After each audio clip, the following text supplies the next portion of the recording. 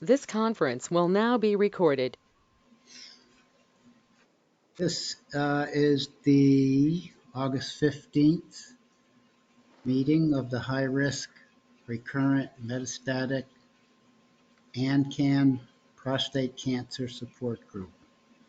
And we are here with the support of several sponsors. I'm going to mention them with gratitude. Bayer, Pfizer, Myovant, Janssen, Telix, Foundation Medicine, Myriad, and Blue Earth.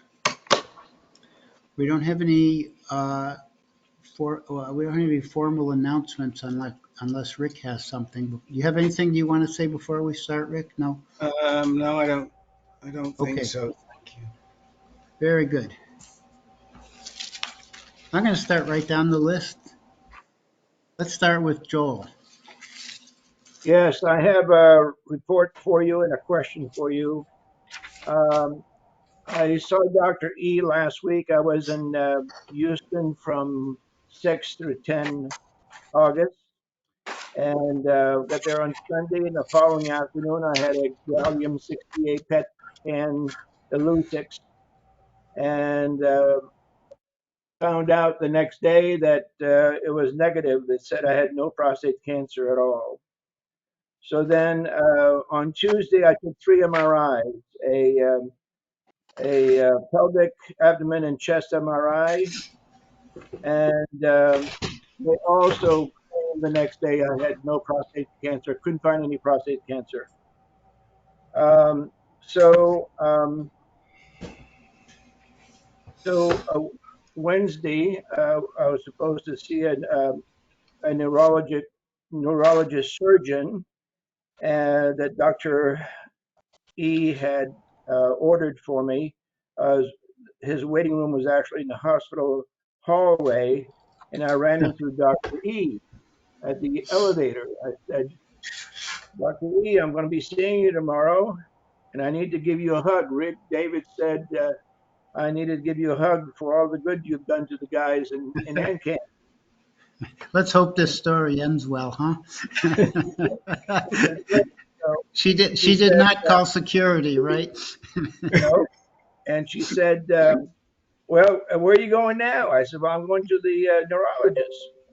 So it turned out that the neurologist surgeon had already seen all my reports and said he couldn't do anything for me. So he passed it on to his neurologist, a strictly neurologist partner. And the partner sat me next to his computer, and he worked that computer better than I've seen any radiologist do. And he says she had asked him to check me for my backbone because I have a very rounded back and I had some protruding vertebrae, and she was concerned about that. And the doctor showed me, no, your spinal fluid is okay, your padding is okay.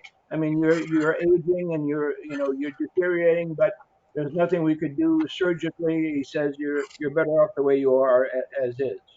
So I says, okay. And as he was talking through it, he says, there's no cancer here. He says, there's just no cancer in you.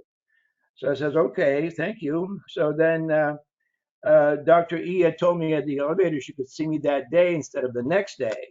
So I went to her office and waited for her.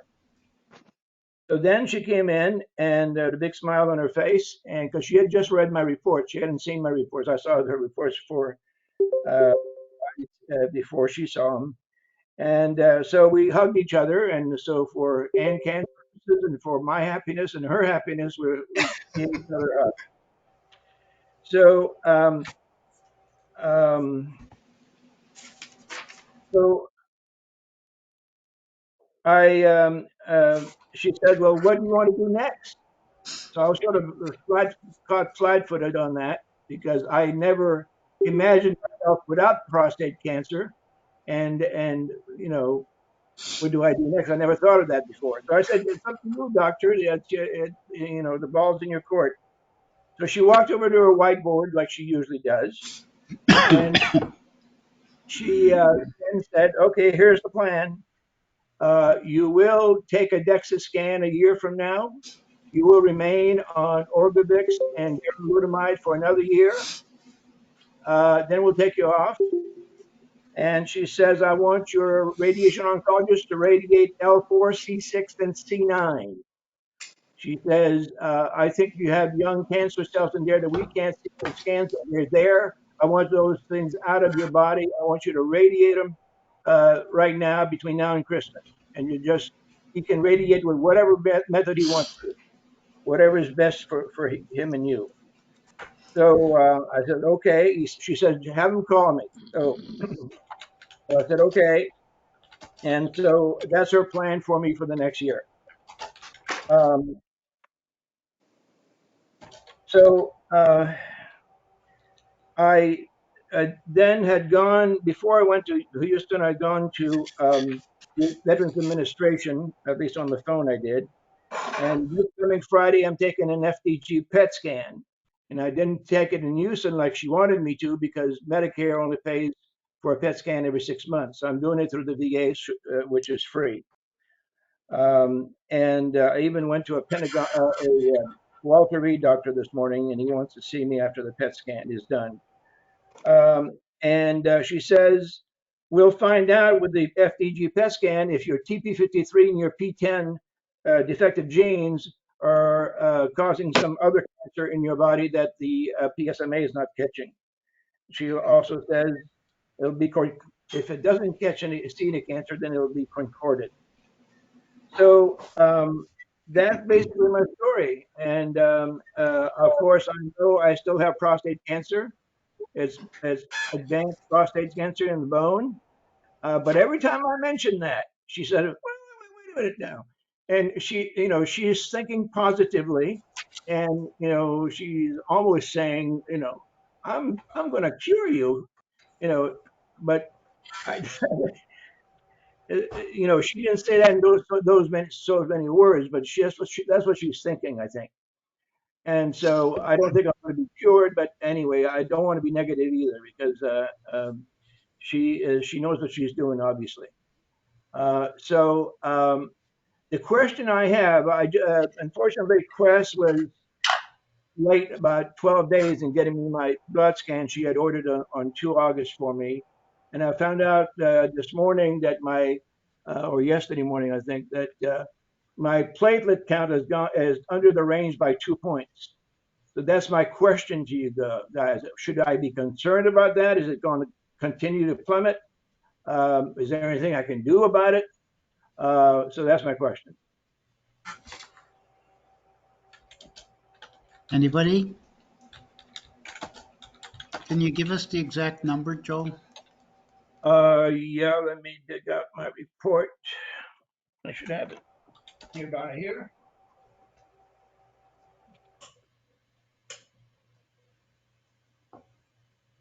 I have it in my hand. Let me see where it is on here. It should be. The count is 138, and the range is 140 to 400 or 420. I don't So think first, you should be. I don't think you should be scared about that. It's not low enough to cause bleeding into your brain or bruises on your skin or anything like that, but it's low enough to get a repeat sometime soon. okay, well, she's going to give me a blood test every 3 months, the complete blood Yeah. test. And The other docs agree with me about that?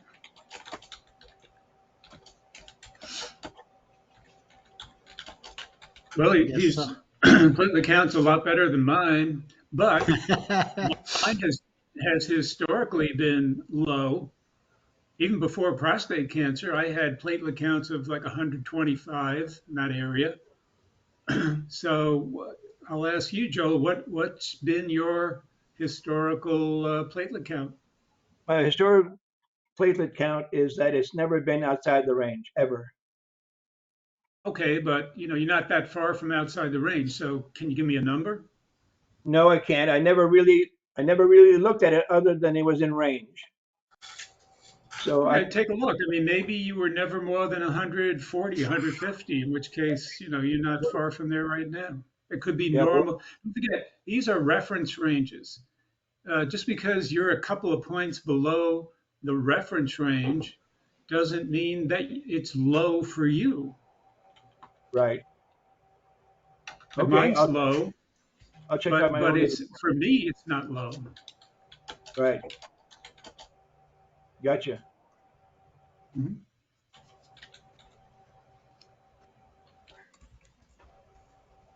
Joel, You know, if question. your platelet counts had been 300 and all of a sudden you're 138, that's a different story. Right. Question, Joel. Why? So that everything was negative. Why does she think you have young cancer cells in those three areas? Well, as you know, the scans aren't perfect. We haven't got to a scan yet that sees all cancer cells in your body. So she's assuming there's still cancer cells in my body that aren't seen on the 4 scans that I took. So she's trying to. She believes in personalized medicine, and she's going to try to cover my cancer as much Right. as she can. Did That's, you have cancer in those places before? yes, yes. And the cancer that was radiated on my left iliac bone and my right occipital condyle bone, the MRIs are showing that there was cancer there, but it is no longer there on both of those spots that were radiated already. So she said, I asked her if I could go to John Hopkins or if she recommended another radiation oncologist. She said, no, this guy is going to be good because he's already radiated 2 spots out of you. And so we'll keep on attacking with spot radiation whenever we see it or wherever I think it is. Well, it's a Right. very nice story. It's Yep. really good to hear that you got a great doc. You had some bone metastases, which scared us all, and now you've addressed them successfully. Uh, just the fact that you have negative PET scan and negative MRIs is wonderful to hear. We'll see how the FDG, turns out. But Oh, no, does that's everybody follow all that? By the way, I want to make sure that everybody understands what all these different scans are for and why he's getting so many. And just ask Joel if you don't understand something, because I don't want this to get by anybody, because it'll be important for most of us at some time in our lives. What was your PSA when you had the PSMA PET scan? less than 0.04. And there's been that Oh, for the last 2 months. yeah. I wouldn't expect you to see much on a PSMA PET scan at that PSA level.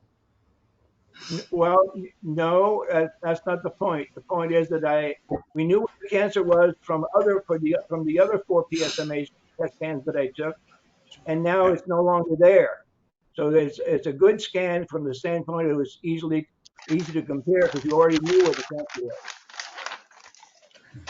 It was very worthwhile doing the scan. My point.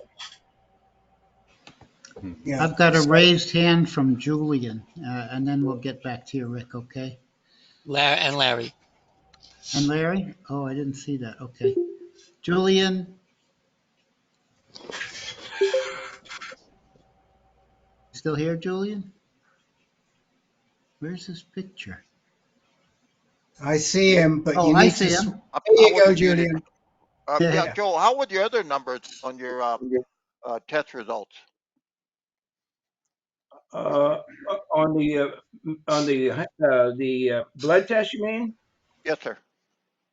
Well, for the first time in my life, also my glucose was up, and my A1C was okay. But she is putting me on. She has given up prescribing Wegovy for weight loss. She prefers now Monjaro. Monjaro is both a diabetic medicine, as some of you know, and also a weight loss medicine. She's putting me on Monjaro for weight loss, and that's going to fix my glucose, I'm sure, and but also hopefully will make me lose weight. Um, so she did prescribe me Manjaro. Yeah, when I was going under treatment with Dr. E, my platelet count was, in the low 200s, but my glucose was up. So it may be that what Lynn said earlier, that may be your normal. Okay. Yeah, my So, glucose has been running for sure around the high range, no doubt about that. So right. it's always been high, never over the range, but this time it went over the range. Gotcha. Okay. Thank you. And then who else was that? That Larry. had their Larry. Hi, Larry. Sorry. Hey, Joel. Congratulations on those results. Uh, my first lead to another question. What dose of Manjaro did she put you on? 5, 5. right. Okay. She says Yeah. you're a big guy. We're going to start you up 1 Yeah. up. Yeah. Uh, I'm on 7.5 or 10, trying to get to. But anyway, so she chose these 3 spots that had shown up previously before Orgovyx and darolutamide knocked them down to undetectable. Correct. Is that correct? Correct. So, That is correct. and now you're going to go look see if you have anything that doesn't produce PSMA, doesn't produce PSA. See if there are any other Correct. spots. It seems strange to me that she picked those 3 spots to target. I I'd think they like were the to. biggest. I Oh, think they they were were the the biggest. biggest. Because they're probably like, solid sites all over that are under control. I understand. She wants to whack-a-mole, slow it down. Okay, got it. Yeah, she wants to whack-a-mole them before they show up. Yeah, Chip, very did you have a proactive. comment or a question? I'm sorry, I just popped on. I just got in, but I heard overweight and drugs, and I was wondering if you had considered. And I don't even know who I'm talking to. I'm sorry. If you had considered fasting for any period of time as a way to lose weight, and also in the same token to drop your glucose. Yeah. Matter of fact, it's funny you should say that because no, I had not personally considered it, but I talked to a friend about 3 days ago, and he was eating only 2 meals a day. He was calling that fasting. He was eating it like at 2 and 4, and that was it. And not 2 and 4, 10 and 4 p.m. and that was Right. it. So he was recommending that. Yes, he had lost 22 pounds. He Yeah. says without trying. Exactly. That was my point. There's so much information out there about fasting, whether it be to contain your meals within an 8-hour period or to fast for, as an example, I fast and I don't need to lose weight, but it keeps my weight down being on Lupron. I'm afraid of gaining weight. So I fast at least once a week for 48 hours and once a month for 72 and no ill effects. And I've had a little weight loss. Don't need it, but I've had it, and but I'm maintaining now and feeling good about it. And I'm not hungry. I guess that's the other thing. During that 48 and 72 hours, I'm not at all hungry, which was surprising to me when I first tried it. So anyway, not telling anybody what to do, but just throwing it out. Are Well, you that's a hungry in the first several hours? Like let's say it's the fasting day for you, so you don't have breakfast, you don't have lunch, but do you go through a period of intense hunger before your hunger goes away? I don't know. No, huh? No, no. So you really tolerate those fasts very easily, huh? It, seems to me I do. I think there's something psychosomatic about eating. I don't think we need to eat as much as we do. And it gets to that 48th hour, and I know I'm going to eat supper that night, and it's like I can't wait for this to happen. But I'm not hungry. It's just like I want to sit down with Jane and have a meal. And so there's something social and something psychosomatic about eating. But I never thought I'd be able to not eat for 48 hours. But that was my first one, and I just do it once a week, and then sometimes I'll throw in a 24 just for good measure, and then always once a month a 72. Um, So no, but I'm not hungry, not ever. Can I ask what your intention was in the first place when you started these prolonged tests, 24, 48, 72-hour tests? What were you trying to accomplish, and why? What motivated It you to was start? What? well, my glucose was going up probably as a result of the Lupron or Eligard, uh, uh, and what I found is I can bring that down and somewhat keep it down by well, first of all, it's a whole dietary change, right? It's not just fasting, but it's low carbs and so on. So I'm striving to keep my glucose down. But the primary reason was with the side effect of weight gain for uh, as a side effect of Eligard. I thought I, I lost 100 pounds when I had a good midlife crisis a bunch of years ago. I don't ever want to gain that back. So so my goal was to prevent. So it's more of a prevention right now than it is a need to fast. Um, so that's my goal is to keep that middle section fat off me during this period of ADT. Very good idea. I just wondered where you got the idea from. It's a very non-traditional medical Um, treatment. It's Peter Attia. He really pushes that. Have you been listening to his webcasts, his webinars? I'm sorry, who? Hello? Peter Attia. Maybe you're not It's a familiar name with I'm him. not familiar with. Prolonged fasting to accomplish what you're Yep, accomplishing. So right, I haven't heard it mentioned much on this group, and I was wondering right. what motivated you to try that It, approach. um, it was more to shift myself if I could to a metabolic form of treatment rather than a pharmaceutical form of treatment. And so I found, and I'm just still playing with it, right? But I'm I, I'm in that place now where I'm just sort of juggling the two. Never wanted to be on ADT, as Rick and Jim both know. Um, but I succumbed to it because of the possibility of radiation. So there's another traditional medicine.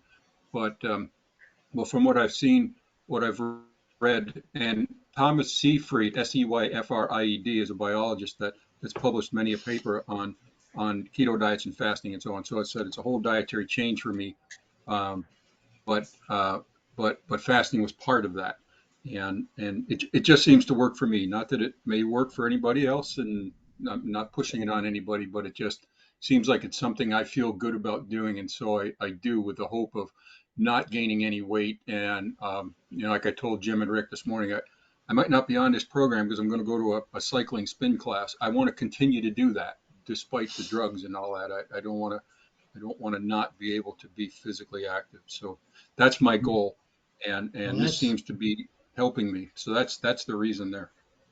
I'm Good. going to get to these last raised hands, Joel, and then we'll move on to the next person if we've covered you. Okay, Rick, you're next, and then Jim Marshall. I just wanted to point out to people, Herb had mentioned he didn't expect anything would show up with such a low PSA. Just remember that low PSA threshold is, and I said this, I think, last week or the week before, that relates to seeing cancer when it recurs.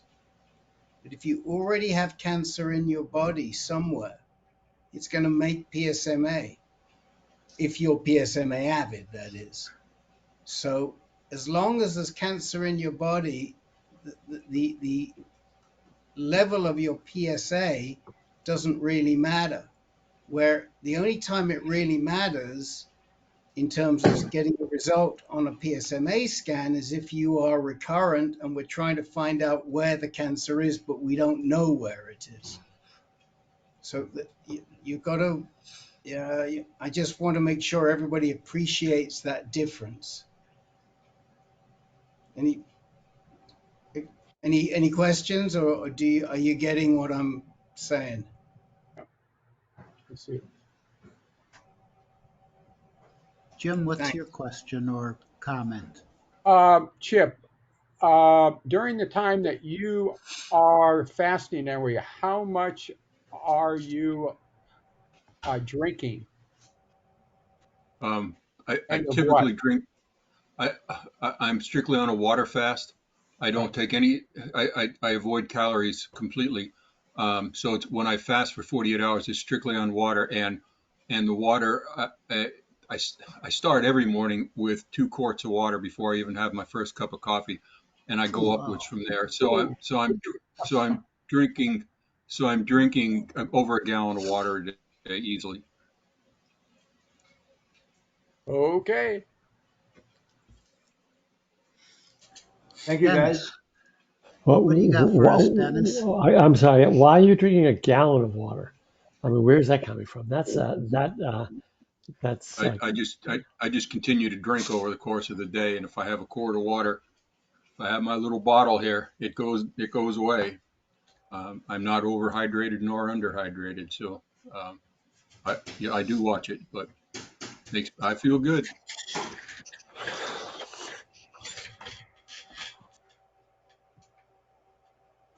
and I have a lovely wife who brings me supper. Nice. Hi, guys. This, hi. Hi, Jane. Chip's wife did join him at the very first times he came, right, Chip? If I remember.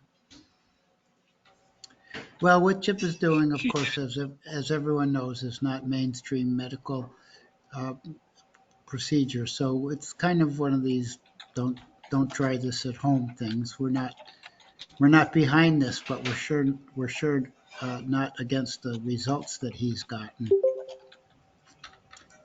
Dennis, would you like to bring up what you had?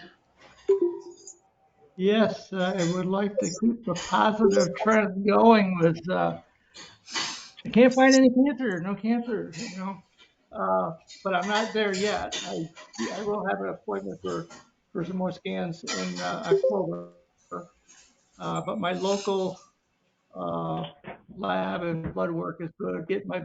Still getting my Eligard shot and taking the Abby and so forth. And my latest blood work with that was everything was in line, PSA non-detectable.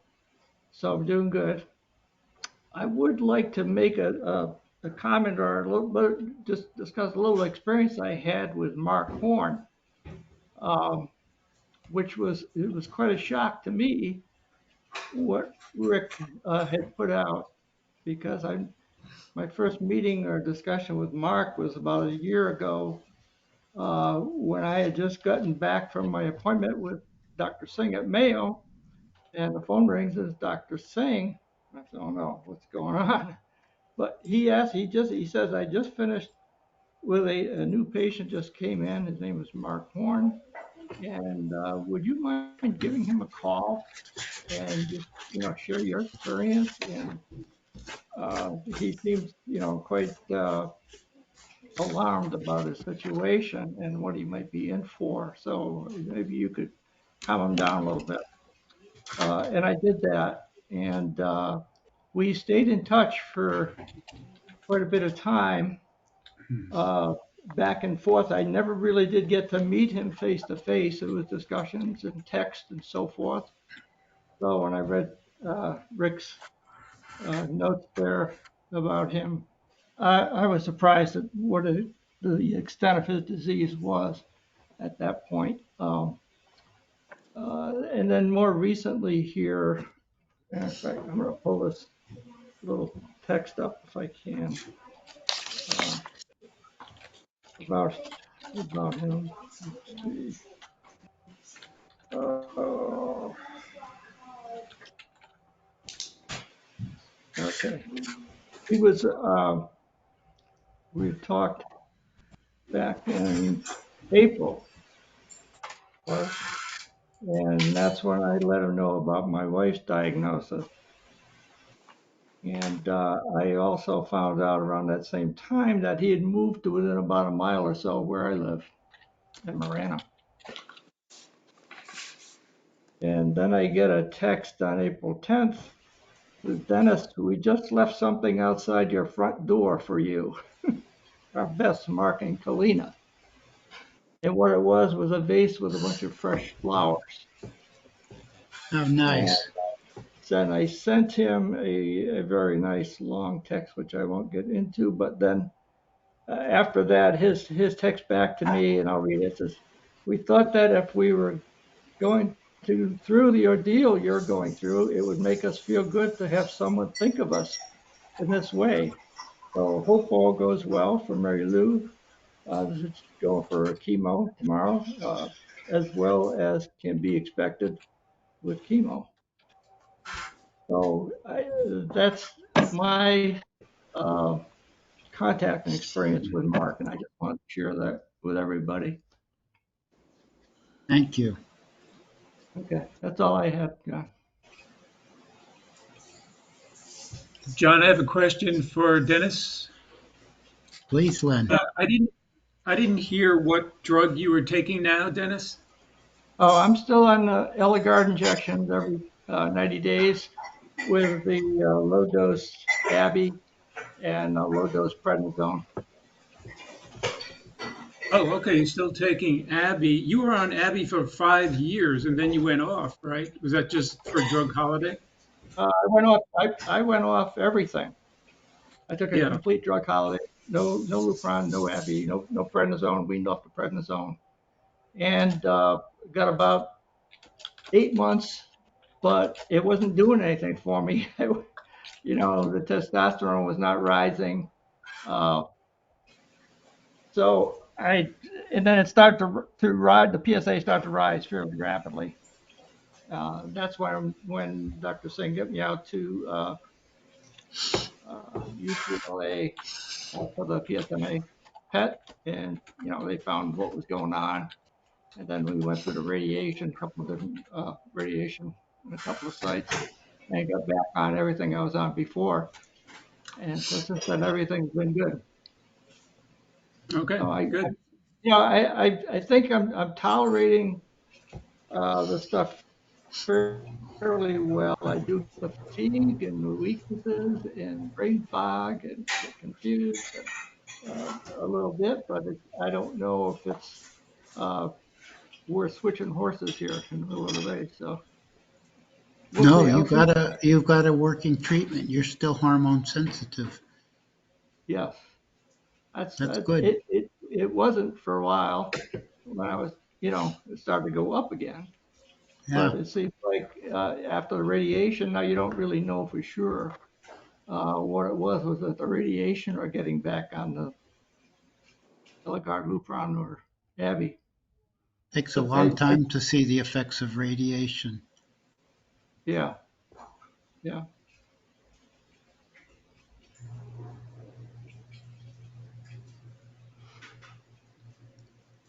Jeff, what you got? Well, I had reported on here about a month ago that my PSMA PET scan showed that I had metastasis in my prostate bed. And I got a call from this urologist at Kaiser who specializes in urinary problems, leakage problems, and the word left me. And she was talking to me for a while, and she said, you know, what's happened in your scan is important for whether or not I what she could do will work. So she took a what her husband turns out to be a GU oncologist, and she took a look at my scan while we're talking. First, she looked at the words that the radiologist wrote. She says that doesn't make sense to me. So she went and looked at the scan, and she says this doesn't make any sense. So she went back to the radiologist, and he wrote an addendum saying he had a continuous speech recognition error, and there's no metastasis in my prostate bed. So at this point, I the only metastasis appears to be in my L4, and when you read the PSMA PET scan, it says that it's equivocal whether or not there's something there, and they wanted an MRI. So I had an MRI yesterday, and Harshek says to me it's not conclusive that there is metastasis there. 2.5 years ago, she convinced the radiologist that what I had there was metastasis, and was able to put me on Zytiga. But now it's questionable as to whether or not there is a metastasis on L4, though there has been issues with L4, the shrinking of the central Disc. looking at the MRI. They do say that there's a mild disc bulge, fastened liquid, moderate central spinal cord, and mild bilateral. Well, it turns So out, you're she says, well, it's not conclusive whether that, but I should speak to. I actually have an appointment with the radiology oncologist tomorrow, Thursday, to yeah, discuss about zapping whatever's on L4, if that is yeah. anything. But my PSA did go up, so there's got to be something somewhere. I mean, maybe I need an FTG scan. But after hearing that I didn't have metastasis in my prostate bed, I had been on the PARP inhibitor for about a week, and that's the one I was talking about. Gave me nightmares, and I mean the constipation was pretty bad. And I contacted Harsarg. I says, look, I want to stop taking that olaparib, and I want to start taking darolutamide, because Zytiga had been working. When I cut back a little bit, yes, my PSA went up, but it had been working, and I'd rather be on darolutamide to find out, will it hold my PSA down? So I've been on it for about a week and a half now, and I'm not having really much of any side effects from it.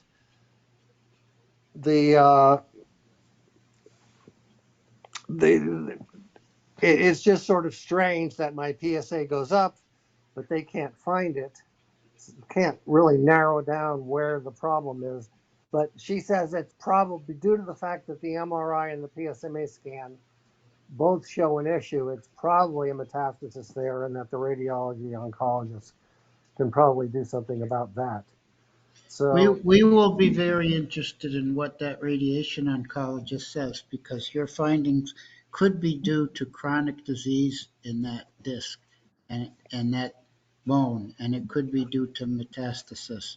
And yeah, well, despite all the advances in imaging recently, they can't make this call for you, and they and can't I've had biopsy that, it. whatever it was on my L4 had been there for a couple of years before they decided it was a metastasis. Yeah, yeah. So it's It's who not knows? convincing. Yeah, it's sort of weird, but it's got to be somewhere, because my PSA rises when I'm not on enough drugs. Um, well, one other comment. People were talking about taking the calcium pill, and it was too hard to swallow. I don't get it. I take my calcium along with about 8 or 9 other pills. 2 or 3 of them are capsules, which are almost as big. I just toss them all in my mouth, drink some water, and they all go down. I don't understand why somebody who has a problem swallowing calcium just can't put it in their mouth, drink some water, and it goes down. I literally, I must have 10 or 12 pills I take one time a day, and they all go down at once. It's like, I remember, Jeff, when this topic came up a couple of years ago, somebody was having terrible problems with their abiraterone pills. And Rick was trying everything he could think of until he finally hit on taking him with applesauce. There just seems to be some there just seem to be some people like me and you who can take a mouthful of pills and swallow them down, and there are some people like the guy you're referring to who just can't take a pill bigger than a half an inch. I don't know what that's all about either. yeah, it's strange. Well, I guess we'll see what happens in the next few weeks. Jeff, some calcium is uncoated. It's not in a, it's just in a, like a pill form, not a Yeah, that's what I take. capsule. And they're Like like at a piece. Costco. Sometimes they're big like a piece of chalk, and it's not easy sometimes. Well, I get Costco calcium. It's uncoated, and it's just, it's the same size as 2 or 3 other pills I take at the same time, or it's close to the same size. And I got a few more that are even smaller. So I just, well, I already said it. Good for you. Good. Let me just check if anyone has their hand up. I don't see anyone. Mark, Yeah. tell us what you got going. I went to a place called Palo Verde, and here I live in Phoenix, and uh, I want to see if there's anything they can do. So he's got a friend at Mayo, and it's that Parminder Singh, and I'm going to go see him at the end of the month.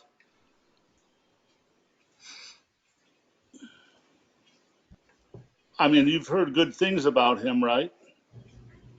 Yeah, I think Rick, where's Rick? Let's see. Rick sent me something with his name, said he liked him. I think I've heard Rick speak very well of him, but Rick I don't seems mind to the have. guy I have. It's just that I kind of want a little bit more help and maybe a little bit of a second opinion. I get tested every month, and my PSA has gone up 5 months in a row. Anybody here have Dr. Singh? Yes. Quite a few people have had him. He's pretty good. Yeah. Good. At least I'm not wasting my time or his. No. Dennis, was that what you were going to say too? There's a yeah. There's Yes, a couple of us I've that been. Dr. Singh.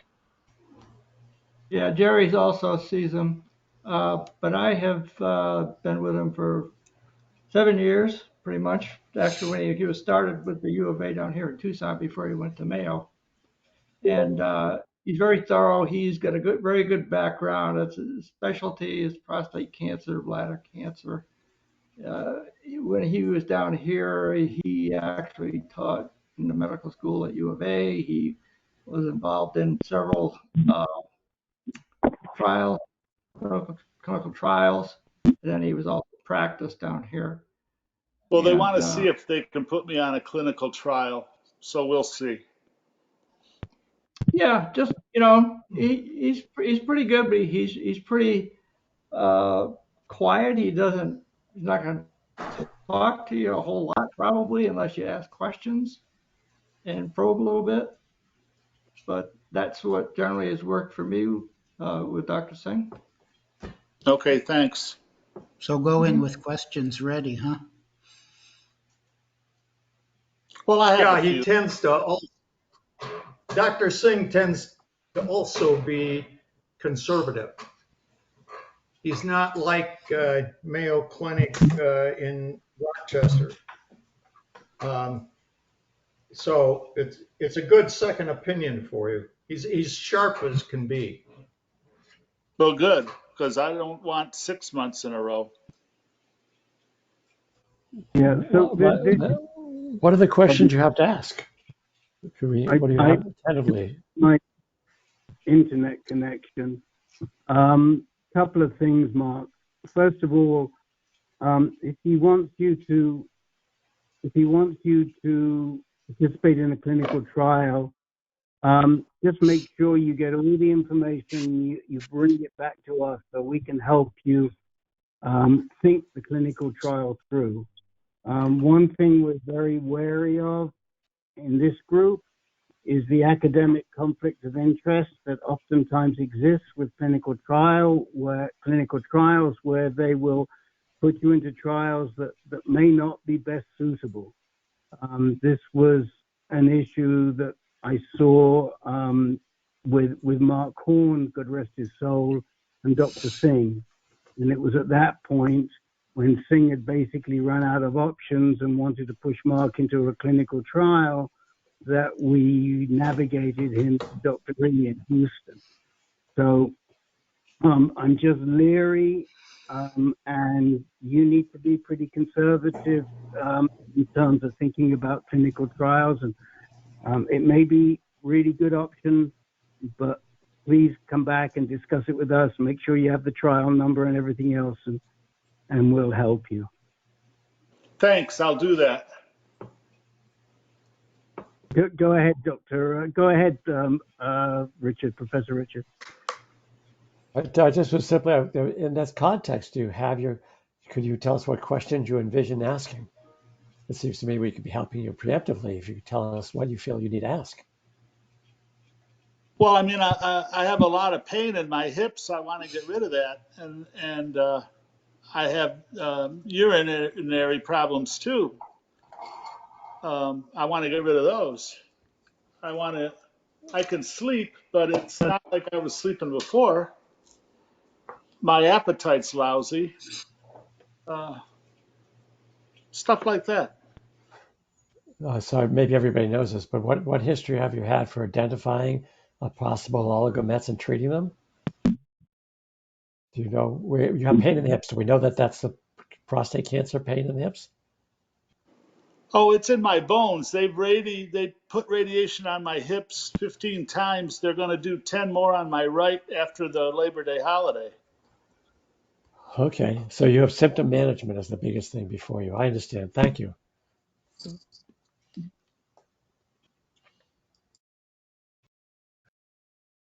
Okay, we all understand each other? Okay. Thanks. The other Jeff, please, with a G.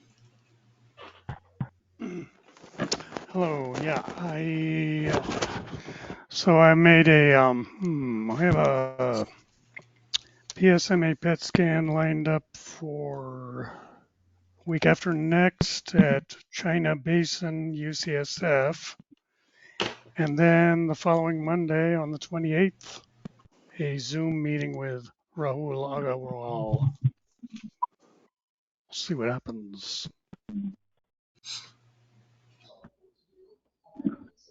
I mean, that's good news, Jeff. First of all, that you're getting PSMA done at UCSF because they have the expertise to really read them, and we can rely on the results that they give you. And Dr. Agarwal is excellent. He's a great, and if you, I guess you don't know of him, but I guarantee you'll like him. Tell him we sent you. Okay, I will. Are you asking Dr. Thank you. Are you asking Dr. Agarwal to be your doc, or is this just a consult? Yeah, well, I did. I mean, I don't know what you call it, but consult. But I wanted to, get looped in, reacquainted with the UCSF medical oncology practice, and asked for him by name, and they accommodated me. Can't lose with that plan. That's good. Okay. Thank you. Anything else, Jeff? Not at the moment, no. Let me see. Well, okay. I guess one little concern is, is there any, I'm going to run into problems like with Medicare denying me a second scan if I need it or something like Yes, you that? might. Yes, you might. I don't know. Does anyone know if Medicare has made explicit rules for numbers of PET scans or PET scans plus FDG scans? Joel? I don't know if there's any rules, but I've had four PET scans and both and MRIs, and Medicare's paid for all of them. Was it all within a certain time frame, though, or was it scattered over a couple of years? Scattered over a couple of years. The very first one was a couple of years ago. In fact, counting that one, it's probably been 6. Good. John, I'm trying to see what's going on here, so you just have to watch out for me. I'm sorry if I have to butt in, but the way that it goes at this point is that I think if it's medically necessary and the doctor can justify it, they'll approve it. Will you know ahead of time whether it's approved or not? The scheduler I talked to just said, oh yeah, Medicare, they'll cover it. I don't know. So I did. Yeah, I haven't looked into it further. Usually if it leads to further treatment, you're good to go. That's usually if it's just curiosity, that's another matter. Yeah. Well, I hope it doesn't lead to further treatment other than maybe more frequent PSA tests or something. But yeah. Anyway, Well, we'll see. I think the point Peter's making is that you can get, you're entitled to PSMA scans to see if there's cancer. If we don't see any cancer this time, they can probably order another scan when your PSA is a little higher than it is now. Maybe if it right now it's around 0.5, then they could probably wait until it's about 1. If there's no change in your coming up and there's no change in your PSA, then they may not approve it. But the point is, if the doctor thinks it's necessary, then you should be fine, whether it leads to further treatment or it doesn't. If it's required for control or whatever, you're fine. Okay, that's good. Has anyone ever called the day before and said, is this definitely been approved or not? It just would be nice to know going in that you're not going to get hit with a $4,000 bill or something. Yeah. John, turn it around. Who on Medicare has had a scan refused, even after, and then appealed it and it's been paid? But who's had a scan? What we don't want to do is create anxiety if it doesn't deserve to be there. Yeah, right.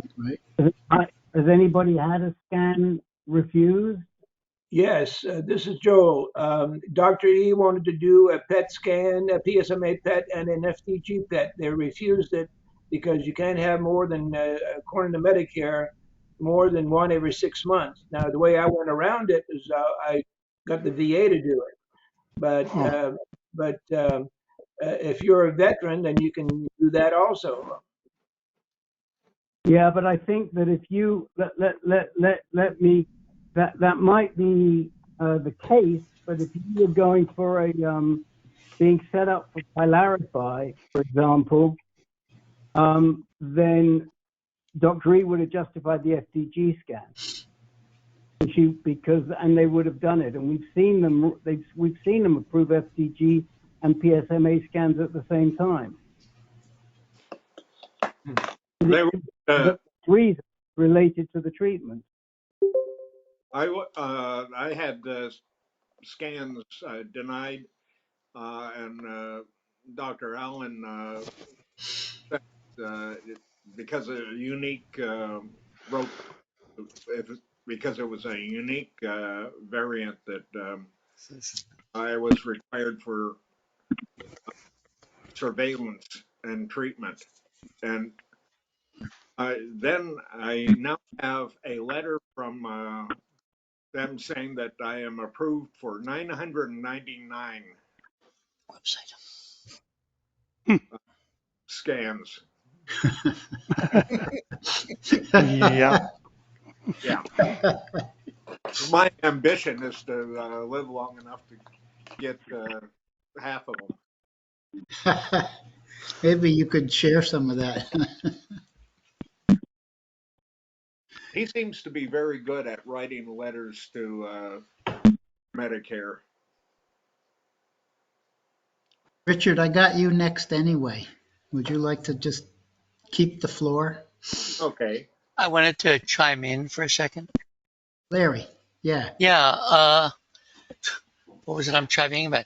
Oh yeah, I'm still working. I have health insurance, but I get scans denied on a regular basis. I get these terrifying letters, not approved, not allowed. You can share this information with your doctor. But Sloan, I don't know of other hospitals, Sloan has a policy that once they have scheduled you for something, they're taking over all the fighting for approvals. And if you get something that's not approved, you don't have to pay for it. And they have a department that fights.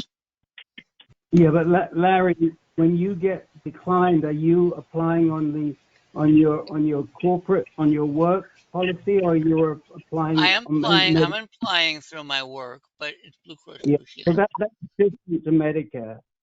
What? So, because payers, when they're on the work policies, they do have different regulations, and you do have to check. But on Medicare, it is usually a little different.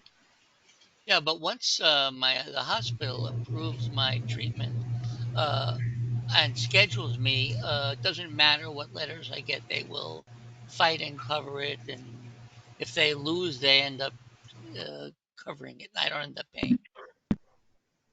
The Yeah, hospital will eat, you mean the hospital will just eat the loss if it doesn't get Right. covered? The doctor has the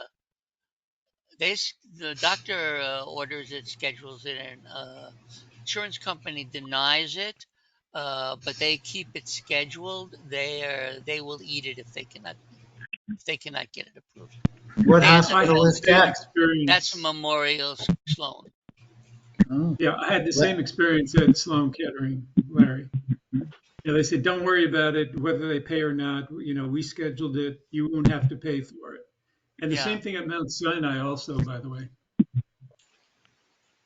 So it I depends on like the that. hospital. Yeah.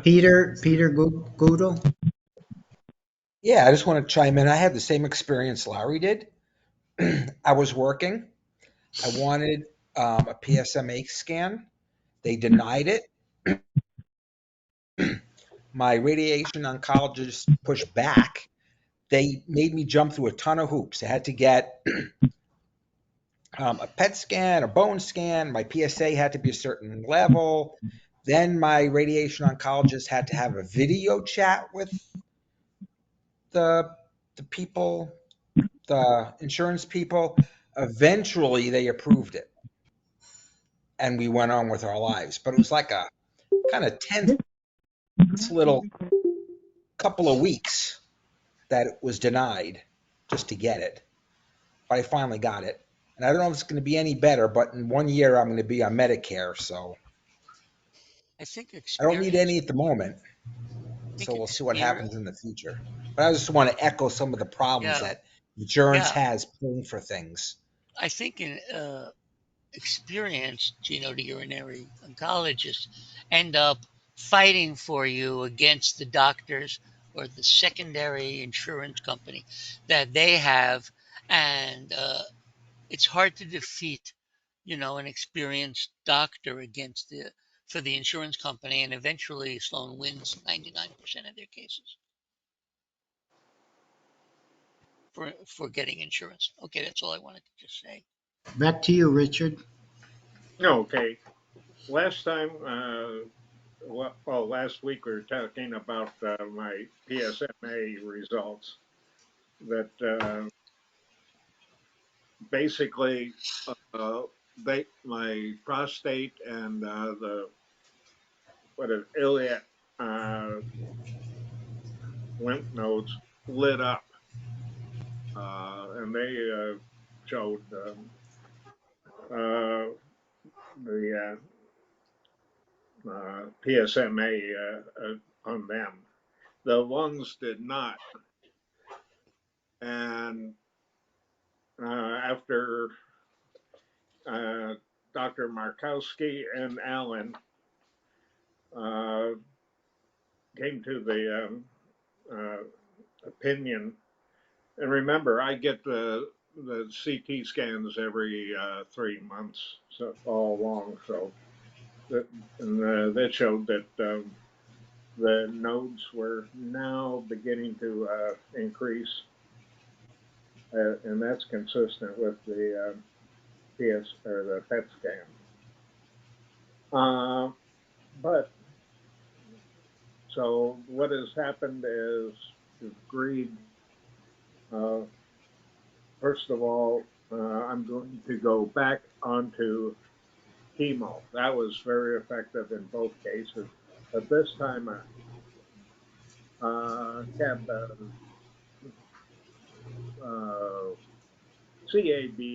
cabazit taxel. Cabazitaxel. I've never heard of it before. Um, and go on that at the same time on ATD. I'm on the Eligard and Abbey, and see if we can uh, back off any growth, and also do a lung biopsy.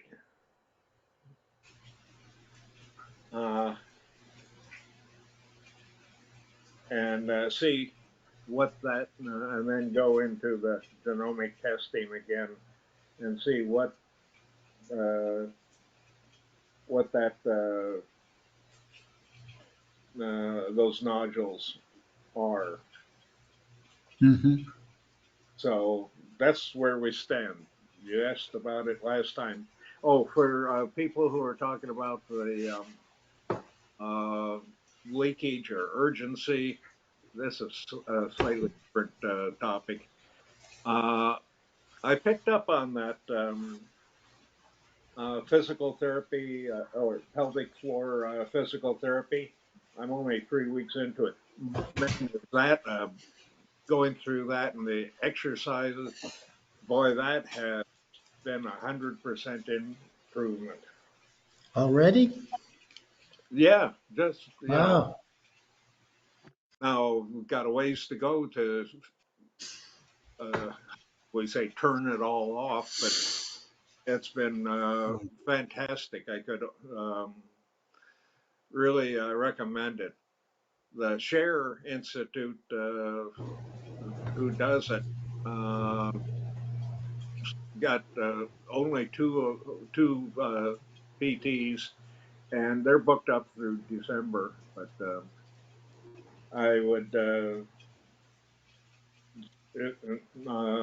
recommend it wholeheartedly. And Excellent.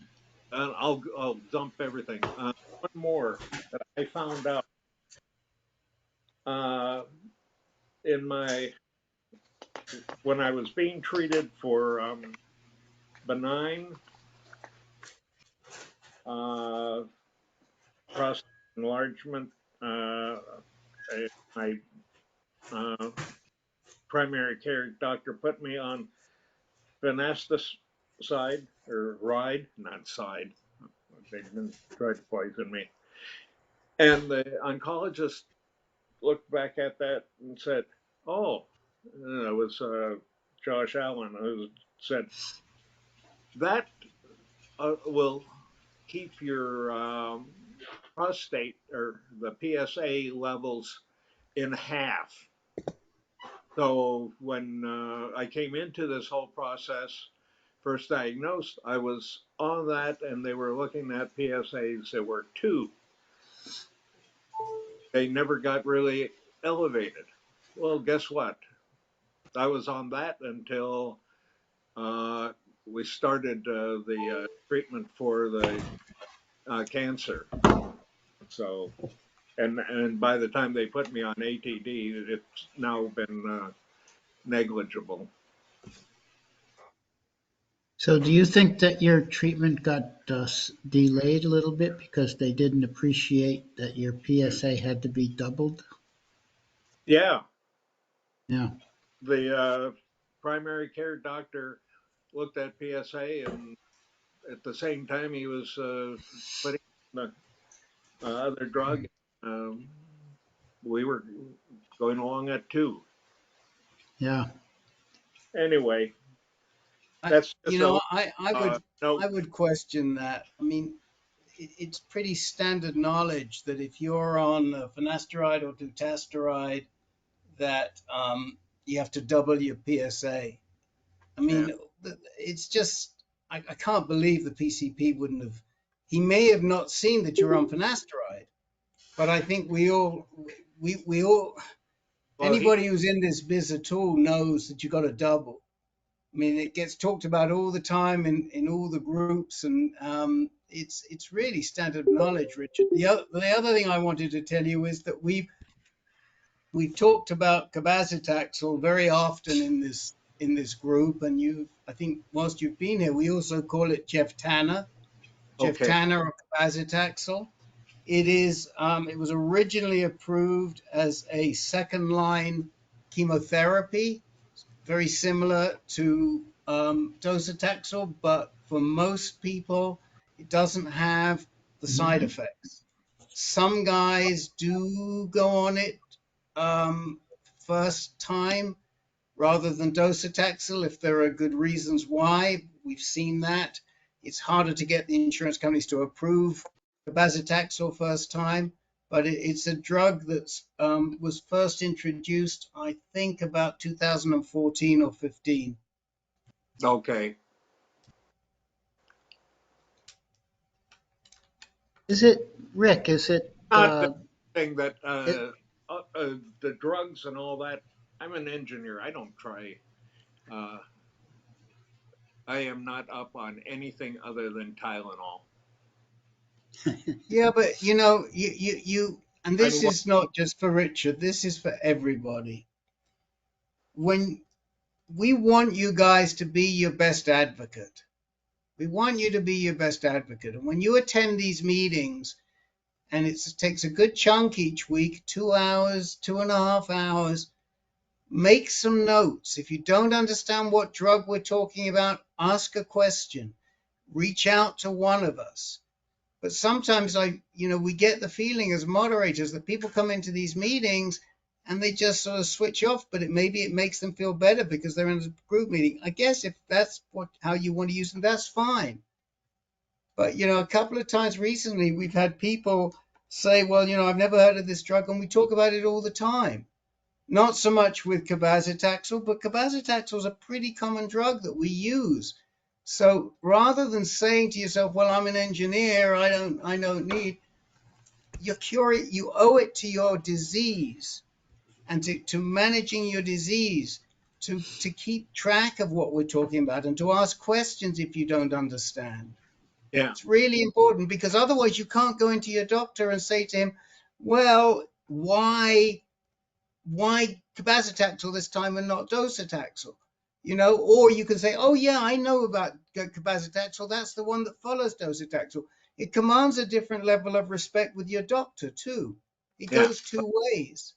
Well, I expected to go back onto the docetaxel because I did well there.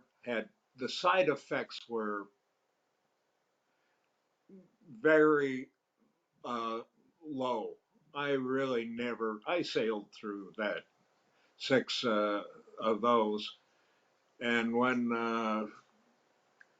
the two of them started talking about going back onto chemo, I kind of expected that. I kind of I've got to admit, I got blindsided. I also went in there about Pluvicto, and they said no, because lungs are right now more important. And so that's what we're basically doing. I don't have any mets in any of the internal organs. I have no, all those are always showing up clear. All the bones are showing up clear. Richard, did the PSMA, when you did a PSMA scan recently, did the lung spots show up on the PSMA scan or not? They showed up on the CT. But did they show up on the PSMA scan? No. Okay, so that's the reason why they don't want to do them. You see, if the Pluvicto requires PSMA to work. Yeah. Now, in some people, you make PSMA on some of your lesions, but you don't make them on other lesions. In your case, since you didn't make PSMA in your lungs, and that's where your disease is, we can't use Pluvicto. Yeah. I mean, that's really what they should have explained to you. That's why they're falling back on the chemo. Yeah, that's the explanation. And that's why I said what I did. Are we all satisfied that Richard is getting everything he needs diagnostically and therapeutically right now? I think I am, because he's got a biopsy coming up. They're being very assertive with going to cabazitaxel now, continuing ADT, and we're going to find out what's in the lungs. Does anybody think there's anything missing? It sounds like he's going to get some new genetic testing, either on the biopsy sample or some new. Yeah. So, Well, Yeah, John, it the only doesn't make sense to get the new biopsy uh, without having the genetic testing. That's what I've been told. so does Richard have it covered? Does everybody think, or anybody Yeah, anything I know. I missing? think there's a question. I think there's one question I would be asking. I would be pointing out to Dr. Allen and Dr.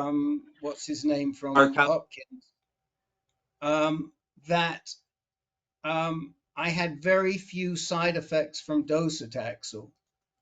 So I don't mind going back on docetaxel instead of cabazitaxel, because they may not have picked up on the fact that Richard tolerated docetaxel well, and give the doctors the choice between docetaxel or cabazitaxel, since he tolerated docetaxel well, and he's likely to tolerate cabazitaxel well. I would go back and give him the choice and say, you do know I tolerated docetaxel really well.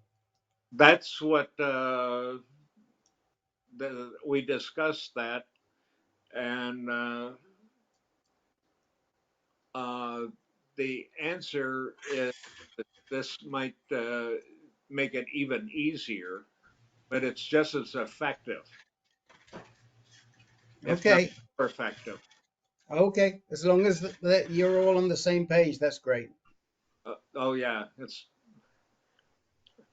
I go in anytime I go see him. It's like Alan. I give him a full page list of questions, and I don't bother with text. It's just the topics. So anyway, Yeah. one question I want to kind of bring up, and I think I know the answer to it. Vaccinations. Um, I'm going to be told that the RSV, the flu, and now there's a new COVID. No problem taking them when doing all the rest of this stuff. Has anybody else gotten any advice? Get them. Yep. Go ahead, Peter. Just get them. Yeah. Okay, that's what they keep telling me. I don't think the new COVID is out yet, is it, Richard? No, it isn't. Yeah. Maybe by this fall. Well, they were saying by even by the end of the month. Oh, very good. Oh, that's the Harris Teeter Pharmacy. But anyway, there it is. I'm going to move on to Kurt now. Just a really quick update. PSA less than 0.01 and testosterone 6. So that is the end. That was towards the end of, actually in the end of July. So that would have been at the end of my last 6-month Eligard, which is my last one until, and if my PSA starts rising again. So that's been 14 months, which is kind of in a ballpark of what they had decided on. So I'm in 3 months or 2 months, I guess now, 2.5 months. I'll get another test at the end of October, and that'll be, in my mind, the first good test with not being on ADT. And the other thing is that I don't. So I essentially fired or put on suspension my Mayo docs, which was my radiation oncologist, and just going to work through with Antenna-Narcus here in the Twin Cities. And so, and that's great. That's more convenient, and he seems like a well regarded person. So that's wonderful. But so the genetic testing that I had done through him was through Caris Life Sciences. And so in the talk on genetic testing that was 3 weeks ago, 2 weeks ago, that was not anything that was ever mentioned. And so is Right. Well, that we're so I'm talking just apples and oranges here, Kurt. okay. So the genetic testing that we discussed in that meeting was largely genetic testing for people with in early treatment to determine if they needed to follow up, like if they had they were in early active surveillance and they were getting a test to see how aggressive their prostate cancer was. The test Okay. that you got, which was from Caris, which is similar to what you might get from Tempus or Foundation Medicine or some of the others, is a genomic sequencing of a Right. biopsy sample, either from blood or from solid tissue. Mm-hmm. So it's completely different, and it's going the genomic testing that that Todd I forget his last name, Martin, what forget his last name, but Antononarchus? no, the doctor who addressed us 2 weeks ago, Oh, yeah. Todd Martin, I think it was, but Morgan's. the Morgans, thank you, Morgan, yeah. Todd Morgan, he is talking about the sample they take from an early biopsy and send off, which determines the aggressiveness of your prostate cancer. It Okay. doesn't detail the genomic alterations, which is what Dr. Antonarakis was looking for. Okay. Got you. Thank you. And there's a great question in the chat window from Tony Fig, which I'm hoping Professor Wassersug will address, which is where can we best find a list of all the current meds and find out what they are. I don't know, Richard, I see your, I don't see your face right now, but Okay, maybe. I'm back. I am back. You can read me the question again. Let me see if I can open up the chat box and see it myself. Yeah, because The this is, diagnostic book has a couple of tables.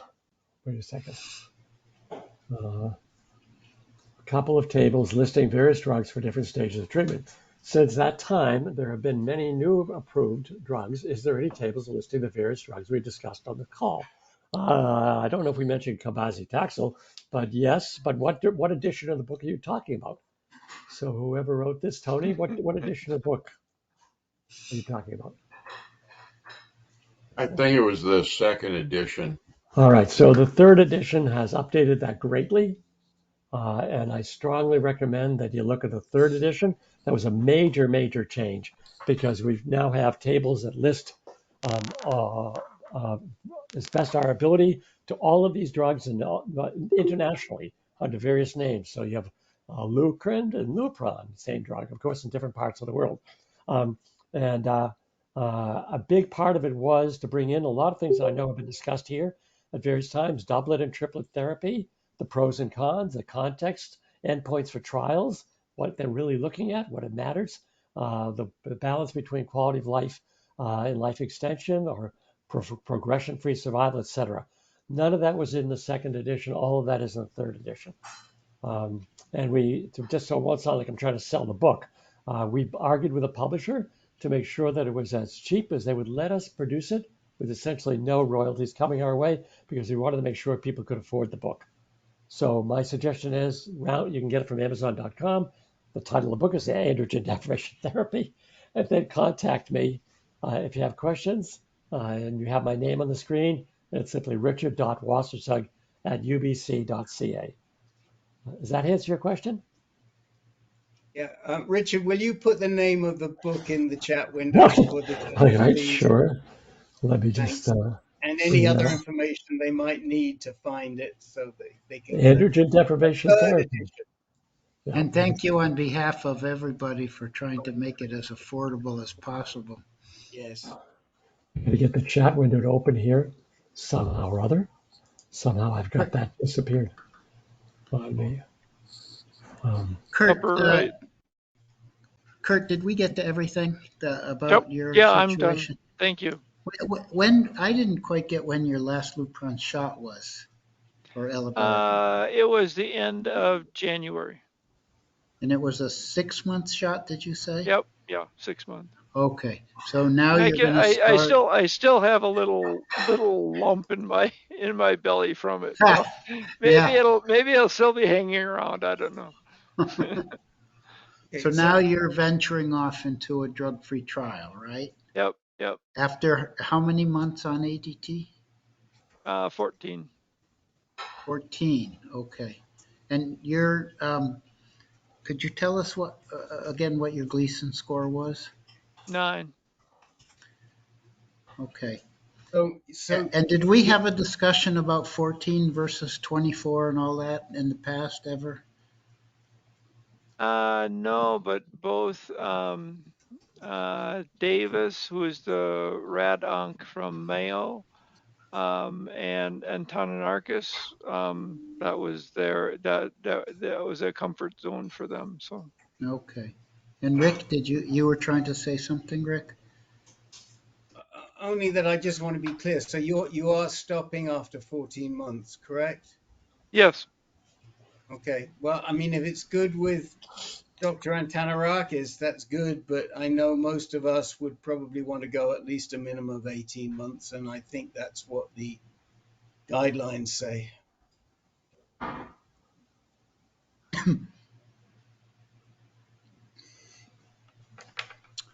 Okay.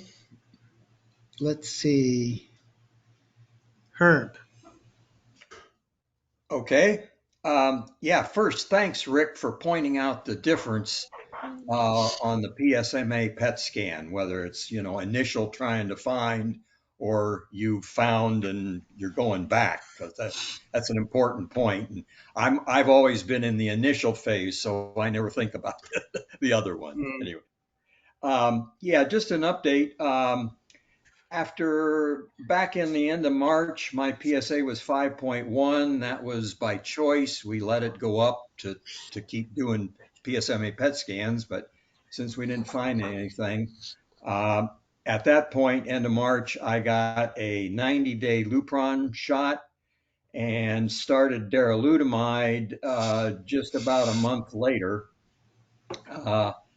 And so that was the end of March for Lupron and late April for the darolutamide. And by May the 9th, my PSA was down to 0.47. By the end of June, it was 0.13. And 6 days ago, it was 0.05. And of course, I haven't had another Lupron shot, so that basically, would have been done March, April, May, end of June. But I, of course, am still taking the darolutamide, so it's pretty darned effective, I guess. Yeah, can't argue with that trajectory. When is your next Lupron shot scheduled for? Reddick and I have agreed that, as long as I'm on this trajectory, we're just going to go solo on the darolutamide, which is fine with me because the Lupron gives me all those lovely heat flashes. And what was your Gleason score? Oh, initially it was 3 plus 4, but that was back in 2012. Ooh. Yeah, I had a prostatectomy back then, and then 3 or 4 years later, I started recurrence, and I've been on and off ADT ever since. But fortunately, my prostate cancer is very much um, diminished by any ADT. Len, can we have your blessing for this plan? Certainly. Father Sierra? As a Gleason 9, I was on was on monotherapy darolutamide for about a year and a half, and then I just went on drug holiday, and I've been on drug holiday ever since. So yeah, even when I was on the darolutamide for most of that time, I felt like I was on a drug holiday because, as you've probably experienced yourself, no brain fog, not much fatigue. I did develop some fatigue, as did Peter Kafka, after we were on Darrow for close to 2 years or so. And we assumed that it was the Darrow, and that's about the time that I went on drug holiday. But Herb, I wanted to ask you, I think I heard you say your PSA went up to 5 and your PSMA scans didn't pick up anything? No, no, I think the conclusion is that my cancer is not generating any PSMA because we did scans, as it was going up, we did scans along the way, all the way up to about 5. Actually, at one point, I think it was 7 was the highest, and nothing. Plus, they had the CT scans, plus the prostate MRI, everything negative. Huh. Yeah. So they never found out where this PSA No, was coming from. no, no. We have no clue. That's the main problem. But as long as my PSA is down at almost negligible, I figure what the heck. Now, I Len, don't do I should have. you? tell you, I did not experience any gynecomastia, but it's not uncommon to have gynecomastia if you are on a monotherapy with any one of the lutamides. Uh, Bicalutamide is the worst, of course, but so the others may cause that to a lesser extent. So, That's I asked my oncologist about that, and he said, "Well, you don't."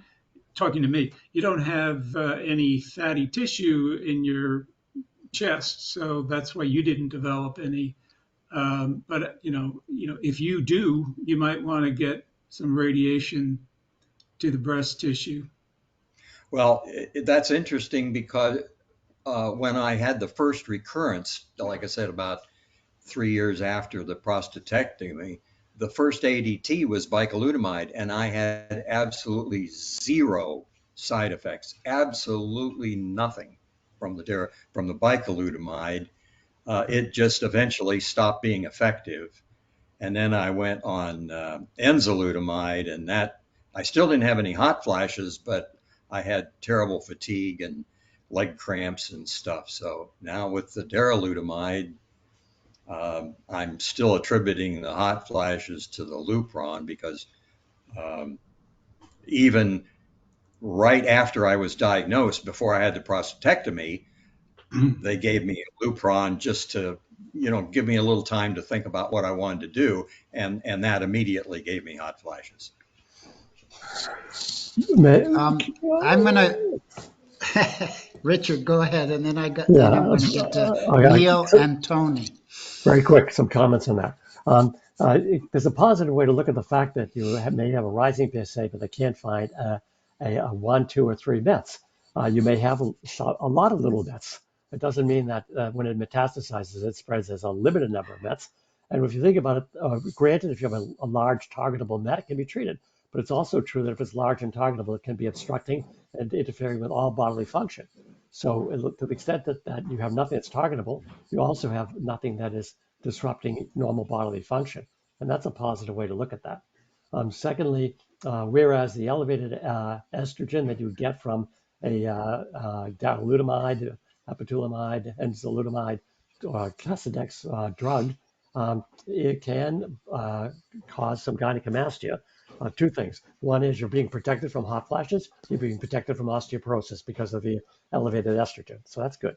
And secondly, it's highly variable to what extent men are bothered by the gynecomastia. And there's not been enough studies to figure out why some men don't give a damn and some men consider it catastrophic. But I mean, you don't have to assume it. But for that reason, in Canada, less and less, based in Canada, are we using prophylactic radiation to block it because we haven't got evidence that it's necessarily worthwhile. And furthermore, in the last 15 or so years, there's been evidence that left-sided radiation to the breast from breast cancer women increases the risk of cardiotoxicity. So there's now been a little bit of pulling away from the high dose use of prophylactic radiation. I'll stop there. Thank you. Very, Yeah. very good I points. do have, I did develop a little bit of the man boob thing, but I work out religiously and I do a whole lot of chest press type exercises, and I think that keeps it kind of in check. Neil, you have your hand up and you have had it up Oh, there for a while, so no, let me get just to you. really quickly, and it may be off topic, but I start with Dr. Rettig next week. It'll be my first appointment with him, and everyone seems to speak well of him. Herb, have you had a good experience with Dr. Rettig? Oh yeah, yeah, it's been great. He was recommended by Rick, and my oncologist at the time was not a GU med onc, and she just didn't want to even treat PSA. You know, she just kept saying, "Oh, well, we're just treating a number," and she was willing to let the PSA, I don't know, go how high, and that's you know, my wait and see is about 10 seconds long, so. Um, when I went to get a second opinion from Reddick, she kind of got her nose out of joint and fired me, I guess. But Reddick's fantastic. Yeah, Oh, I good. couldn't say enough good about him. Thank you. Neil, while you got the floor, was there any, you came in too late to get on the list. Was Well, there anything? no, I just very quickly, I mean, I'm just starting the journey that a lot of you are well advanced in, but I don't know if you recall, but my PSA is low. It's about 0.15, but it's increasing after the surgery. And then I did have a PET scan, which didn't show anything, which I think everyone was expecting. But that's basically where I'm at. And then starting a new with a new doctor, Dr. Reddick, next week, and hopefully plotting a course. I am having another PSA test. I'm having them every 6 weeks. It seems to be going up about 20 or 30% each time.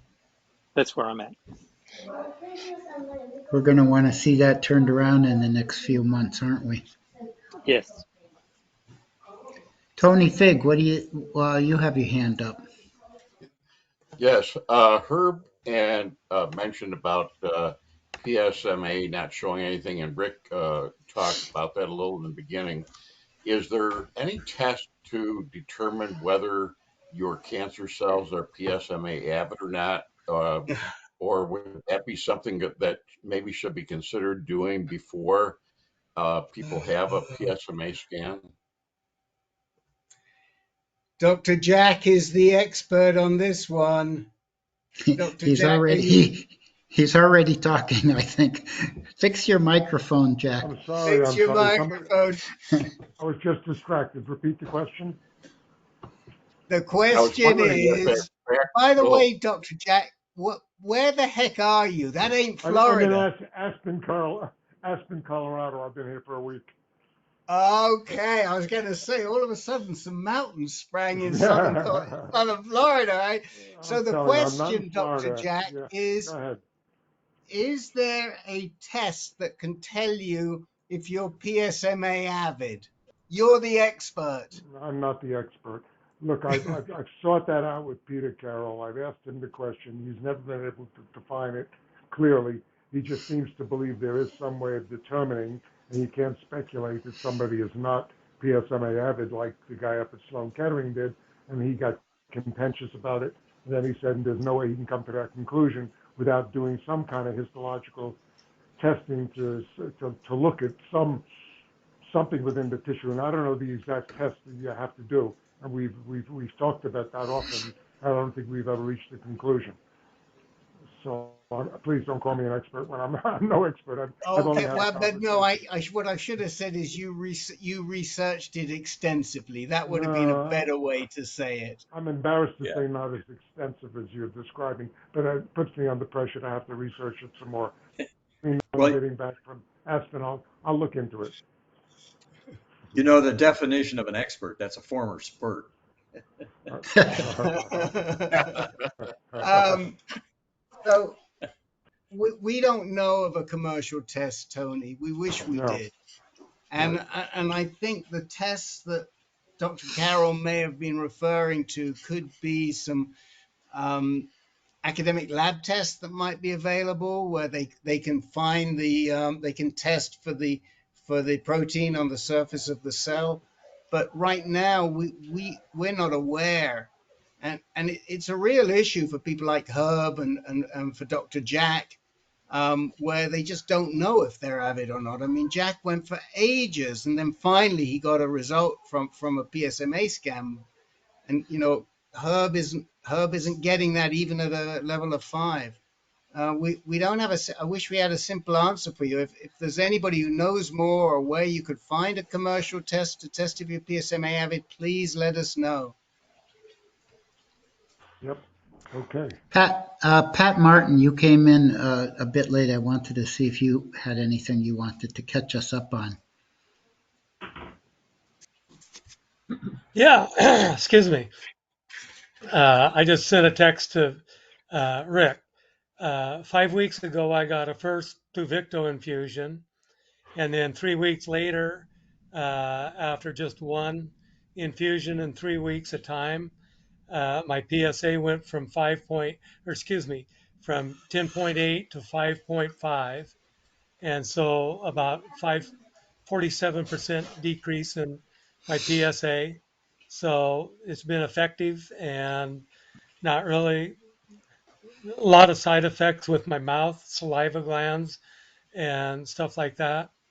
Eating a lot of lemon head candies and drinking lemonade and lemon water and stuff like that to activate my saliva glands, kind of help boost my appetite. So I'll take a 47% decrease in my PSA. I go up next Friday, next Thursday actually. They give me the Pluvicto on Thursday, and then they do a scan the next day to make sure that the Pluvicto is going where my cancer is, and uh, then they kick me out. So very Sounds effective. good, huh? Oh, very Great. good. Very Oh good. Good man, news. we are so pleased. We're so pleased to hear this, Pat. I don't even have the words for it. That you're finding something that you're responding to at long last, and you're tolerating it as well as can be expected. And, I mean, it's great. It's great. It is. It is. It's phenomenal. It's very, very, very happy. Did they check whether you were concordant to begin with? Did all of the PSMA lesions show up on the, or did all of the FDG lesions show up on the PSMA scan? All I know, they did. They did. And the two nuclear people, they were talking to themselves, and I was in the room, and they were ecstatic. They said, look at all of our targets. We can't miss with this guy. There's so many Okay. targets, and they were so excited. They were kind of giddy among themselves, just Oh wow. almost thrilled to get at it. Oh So wow. Wow. God, that's such great news. So guys, this is why we're always pushing you. Get that FDG scan and that PSMA scan before you start your Pluvicto, so you have a good feel for how effective it could be if it got everything. Yeah, That is such great news. I'm so pleased, Pat. it is. It's phenomenal. Back to being able to walk around the neighborhood and eat a Oh, decent wow. meal. Had a hamburger a couple of days ago. Had some fish before that, and uh, appetite's coming back. Need to gain Really some weight. good. Really Yeah, good. it is very good. I Oh, love it. appreciate all the input you guys have had into me. I'm Appreciate it going to greatly. go to Peter Kafka now, and then whatever time left, we're going to devote to the guys that came in too late to be counted. Okay, and I'll get to that raised hands right after Peter. Go ahead, Peter. Okay, so my story doesn't relate to much of many of you, but it might be of interest. Um, so I've done a year now of Keytruda immunotherapy, and we were going to do one more infusion at the beginning of August, but we pulled the plug because the side effects were getting to me, and decided let's just cut my losses and stop at 12. So we did that. I've got Dr. Antanarakis as well here in Minnesota, and that's who initiated my therapy and who's continued it now. And I did it during the winter in Maui. Yeah, the side effects are similar to what Pat was just talking about. I got dry mouth with the Keytruda infusions, and I had a lot of GI stuff. It was getting pretty intolerable. Big loss of appetite. I've lost some 16 pounds in the last 5 weeks. I'm down to where I was in high school, about 161, which isn't a bad thing. I mean, I can finally tuck my shirt into my pants without looking like I'm doing a Budweiser commercial. But I mean, I feel great. I mean, I've lightened up considerably. I'm working out at the gym, and I'm walking. I'm energetic and doing well. But of course, when we stopped to hit the side effects, I'm on 10 milligrams of prednisone every day. So that's why I'm up. And that gave me back an appetite. I'm eating, but I'm still losing weight. So the GI stuff, the mouth dryness thing is starting to ease up a little bit. And I don't know if it's my imagination or I'm learning to live with it better after 3 months, or whether it's actually starting to dissipate. I'll see Dr. Antanarakis on Monday. I do a blood test this Friday. My PSA is down to 0.15, lowest it's been in several years since chemo. So I'm a pretty happy camper. But as I've said before, you start messing with the immune system, and you don't know whether it's going left or right or up or down or what's going to happen. So I'm happy with the way it's kicking the cancer out, and I don't know how much mileage I'm going to get out of it. Whether I'll have to go back on it 3 months from now, or a year from now, or a month from now. I have no idea, and neither does Dr. Antanarakis. So I'm hoping for the best, and feeling pretty good, and a happy camper, even though I've lost 16 pounds in 5 weeks. What's your Well, PSA, Peter? 0.15. Excellent. we're very happy to hear all this. Peter, Testosterone's about 91. It's hovering around 100 the last 3 months. Peter has just about every T-shirt the prostate cancer community gives out. So he's really been through it all. So this is great news. Never did Pluvicto though. I don't want to go there because of the dry mouth. I've already got it. It sounds like it's bad, huh? Joel, you have your hand up. Yeah, quick question for Pat Martin. You said you got a scan after you got a treatment of Pluvicto. The next day you got a scan. Was that a SPECT CT scan or another PSMA Yes, PET scan? SPECT CT. Very good. Thank you. That's all I had. By the way, could one of the moderators take Jeff's question for me? I got my hands full. Gary Peters. Gary, are you still with us? Yeah, I also Oh, had a question about what Pat was saying. Will the Pluvicto attack the if you have cancer that is not PSMA avid, um, not prostate cancer, will Pluvicto do anything to attack that or no? No, I don't believe so. no. It seeks out the PSMA that's around the cancer cell, and when it touches that, the cancer cell swallows it in some way, and then it sets off the nuclear reaction that blows up the cancer cell. Exactly right. So again, So you it know, doesn't this affect any of the. exactly. I mean, the whole point of this, Gary, is that the cells that express PSMA, wherever they are in your body, are likely to be destroyed. And that's the reason why we have all these issues in the esophagus, because for some reason that we don't really understand, PSMA is expressed in these throat cells, probably has something to do with from embryonic development. I mean, how the heck your prostate and your esophagus are close to each other at that time, I don't know. But you know, I've never heard an explanation. But obviously they come from the same stem. So you've got to have PSMA expressed in order for the payload, which in this case is the lutetium, to destroy the cell.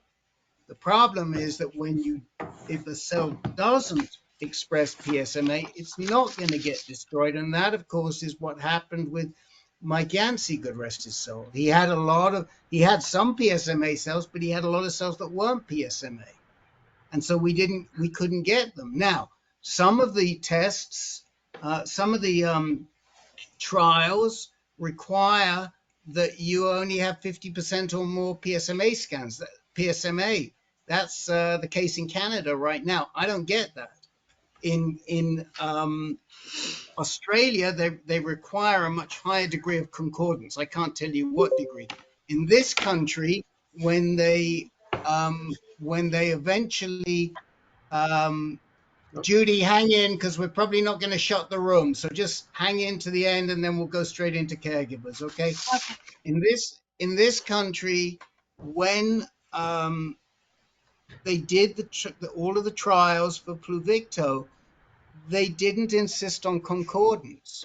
And we always felt, well, that's a mistake. Because if somebody fails, they may not be failing because the Pluvicto didn't work. They may be failing because they don't have a high enough degree of concordance. Does that make sense? Yes. So if there is non-concordant cancer, are people treated with both Pluvicto and something else? Yes. Yes. So what happened? So again, Mike Yancey was doing Pluvicto, and then he went straight into doing platinum-based chemos to try and nail the other cancers, to the other cancer cells that weren't responding. But this is why we say to you, check first. We've got guys right now in Canada who say, oh, I want to get Pluvicto. And we're saying, don't get Pluvicto until you do the concordance scanning, because it may not be effective enough for you. Right. Or, you know, you're a guy like Herb, Courtney, who doesn't express, and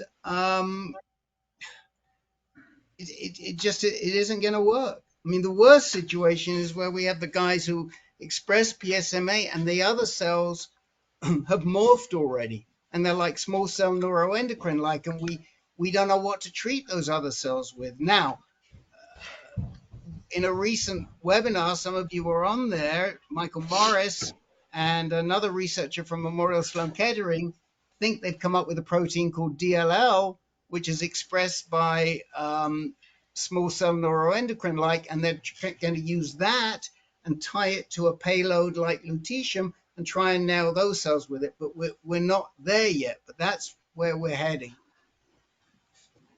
Thanks. Sorry I have to say this so quickly, but we got our most favorite prostate cancer caregiver lady in the world on here, but she hasn't put her icon on. Our dear Susan LaHaye, who's been with Actually, us for Rick, so long and was here regularly to support her husband until we lost Ron a few years ago. So, Rick, yes. we are in the hospital because my husband's prostate cancer has probably metastasized to pancreatic and liver cancer. To liver, possibly. I've never heard of it going in the pancreas, but we can Well, talk. we haven't they haven't given me the final biopsy, but that's what we're facing now. Okay, I'll work with you a little bit on that in the next meeting. So Meanwhile, guys, I'm going to wrap us up for our group. thank you. There are just a few people who came in after the roll call. If you don't mind holding on to your questions or your reports until next week's meeting, please do so. If it's something that is more pressing, just write to me or Rick, and we'll try to take care of it in between times. In the meantime, good night, everybody, and thank you for Good night. coming. And I'm going to So turn long. the recording off, and the ladies don't have to go. All right. Nobody shut the room, please. Okay. All right. See you next time. Bye. Bye, everyone. Night. Good night.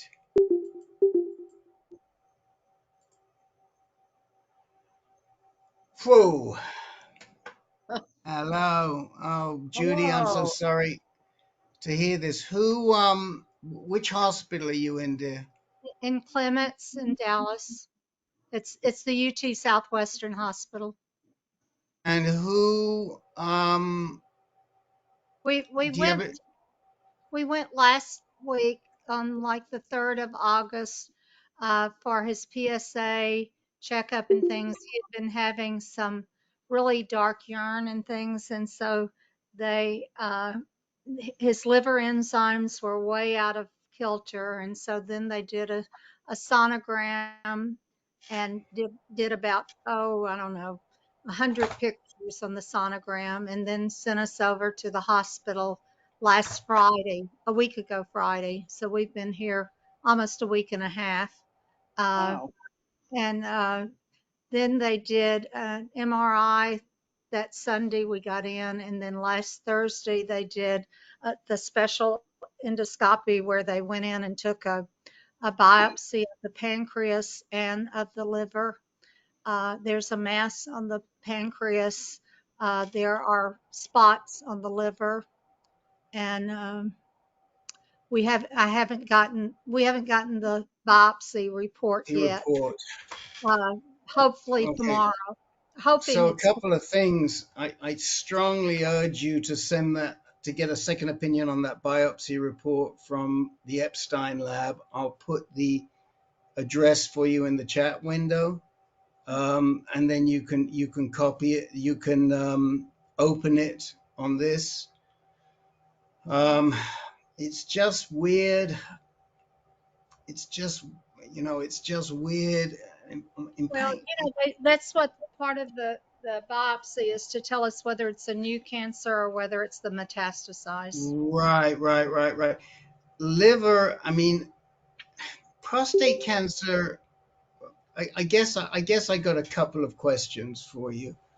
Have they done something called a PSMA PET scan? I don't think so.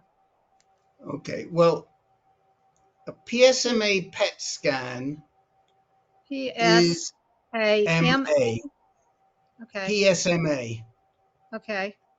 Now, a PSMA PET scan. If what's your husband's name first of all? I can't keep calling him your husband. Mike, here. Mike. Hello, Mike. If Mike produces PSMA, which about 80% of all men do, not everybody, then any cell that produces PSMA will light up with this scan. You're right. And I know light ups. right, and prostate cells produce PSMA. They also produce them in the throat. So you'll see stuff in the throat. That doesn't mean it's cancer. Yeah. But you'll see things in the throat. But you'll see all the other places where it might be. Now, if you're not seeing it anywhere else, except in the throat, there's a very good chance it isn't prostate cancer. Yeah. So that's the first thing. Well, whether it is or not, being the pancreas cancer it's a pretty large tumor, and it was obstructing the bile duct, and they put in a Right. stent to open this So bile duct. we have a really outstanding pancreatic cancer group too, with a huge amount of knowledge, which is a participation with 14 NCI hospitals. I'll look in a minute and see if UTSW is one of the NCI hospitals. I can't remember all of them, but we have a really well-informed pancreatic. So again, Well, if it turns out that's what it is, we can work with you on what to do next. well, Do you?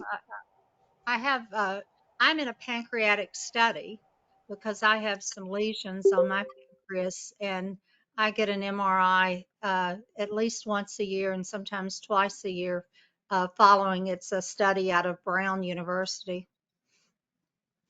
Okay, but what you'll need is a really good either GI oncologist Hmm. or a GU oncologist. And there are GU stands for genitourinary, and really that would have. Do you have a GU oncologist who's come in to see you yet? We're having shift change, so I need to get off for a little bit. Okay. Okay, come back on and we'll keep working with you. And when you come back on, I'll make sure you have that link for the second opinion on the slides.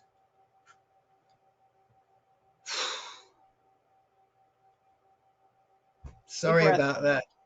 No, deep breath. Deep breath. Have a drink. Patty just got off of the men's group too. Yeah, it runs straight through. Oh, Regina didn't even need to get off. She could have just grabbed her husband's. No, he does his thing, I do mine. Oh, excuse me. Excuse me. All right. Well, oh my goodness. Yeah, this is really odd, but it's really weird. I've never heard of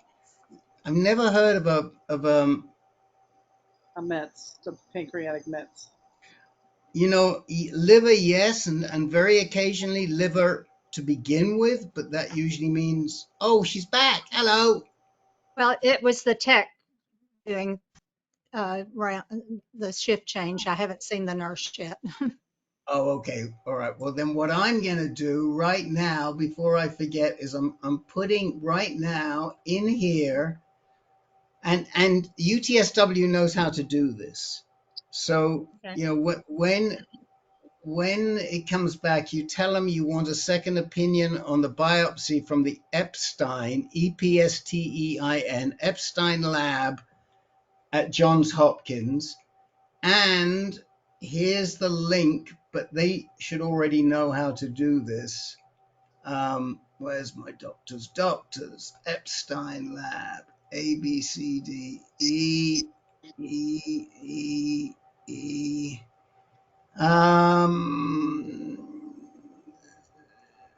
D, E, D, E. Here we go. I'm getting close. I'm getting close. Jonathan Epstein consultations. Here we go. Dr. Epstein himself is on a leave of absence, but his lab is probably the best in the world for genitourinary cancers.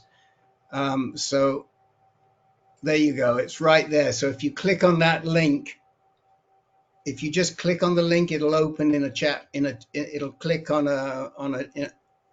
it'll open in your browser, and you can copy it all down later.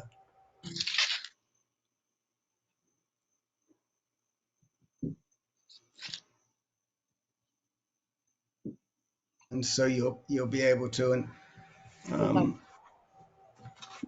I'm not a doc, but the other thing, as I was saying, is that Lost the picture. Just a second. okay. I'll send it to you, love. I'll email it to you as well. That'll be great. The other thing, Mike, is that it's just really, really unusual to see prostate cancer go to those soft areas where we haven't seen it in other places before. I'm not saying it's impossible. I'm just saying it's just not usual. You just don't see it, and especially the pancreas, which would make me suspect something else is going on. But again, I'm not a doc. So. Well, we've had, he has the Parkinson's, and we had on Sunday, he was doing pretty well, getting ready to go to rehab. And on Sunday, his sodium tanked. I think I lost you. I'm here. Okay. Can you hear me? Yeah, I can hear you. Just a second. We can see you. Oh, you can't? Okay. I can't see y'all. I don't know what I did. It's okay. We're good. We can hear you. Let's see if I can. Your camera's off. Okay, I'm coming back. No, we see you, camera's so good. It can't be off. Okay, yeah. I'm back. So you were saying that. So why was Mike in the hospital originally?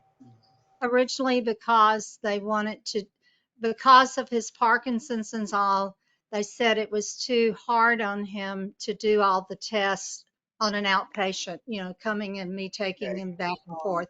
So they put him in the hospital to do the tests. And that's when they did the MRI and that special endoscopy that they did. And then he was doing fairly well, was pretty alert. We had grandchildren and things on Saturday, and then Sunday his sodium plummeted to 124, and he was almost like he was comatose. And of course, until he was about 3 o'clock that afternoon, they were giving him all kinds of stuff to bring up the sodium and things. And then they've given him antibiotics because we think there was probably some kind of infection from putting the stent in. Because his white count went soaring up, and he just really lost strength to even stand up. So that's been really worrisome.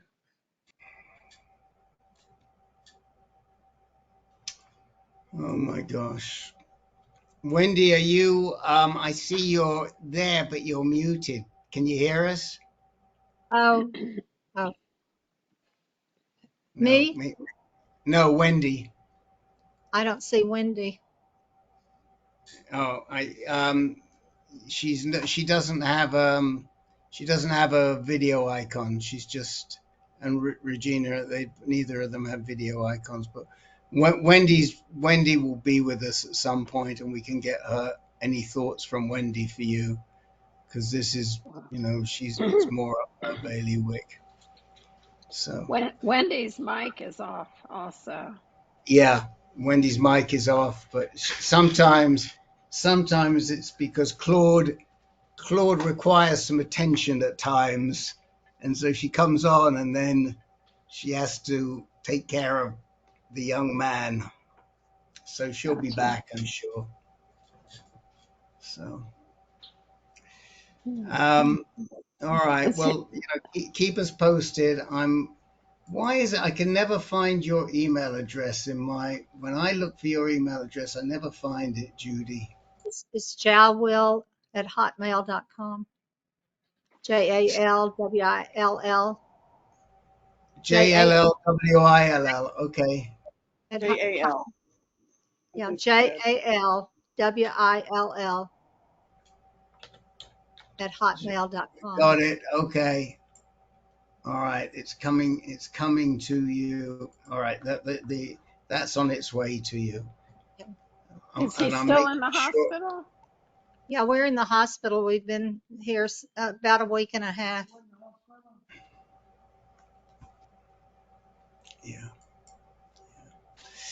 Because Well, right now he's not strong enough for any rehab to take him. Yeah. And can. Yeah.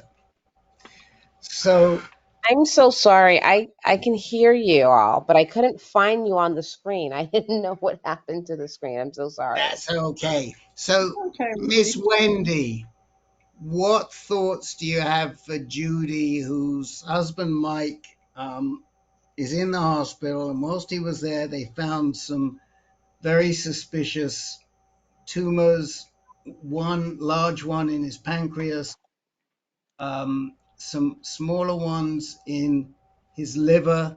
They biopsied and sent him away. Mike does have prostate cancer, but as I said, we don't usually see prostate cancer go to the pancreas, especially when we haven't seen it anywhere else that we're aware of. And occasionally it'll go straight to the liver. Usually then it's a neuroendocrine cancer. So it could be that this is some type of neuroendocrine, since it's in the pancreas and it's in the liver. Yeah, But they're saying that the biopsy will tell me whether it's metastatic or new cancer. Mm-hmm. And you were saying something about his sodium, right? Did you say something about Yeah, sodium? his sodium level went down to like 124 on Sunday, and it Mm, really zapped him. And we've also had to give him, uh, uh, tonight they're giving him uh, phosphate and magnesium. They've given him, mm-hmm. uh, uh, I want to say phosphorus, but that's not right. Can't think of anyway. A P. Okay. I know what it Yeah, is, but I can't I think would of it. wait for those potassium, those Potassium. biopsies. That's it.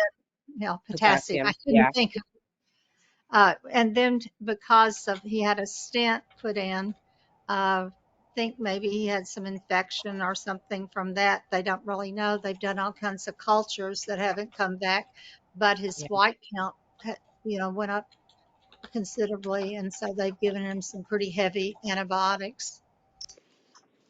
Okay.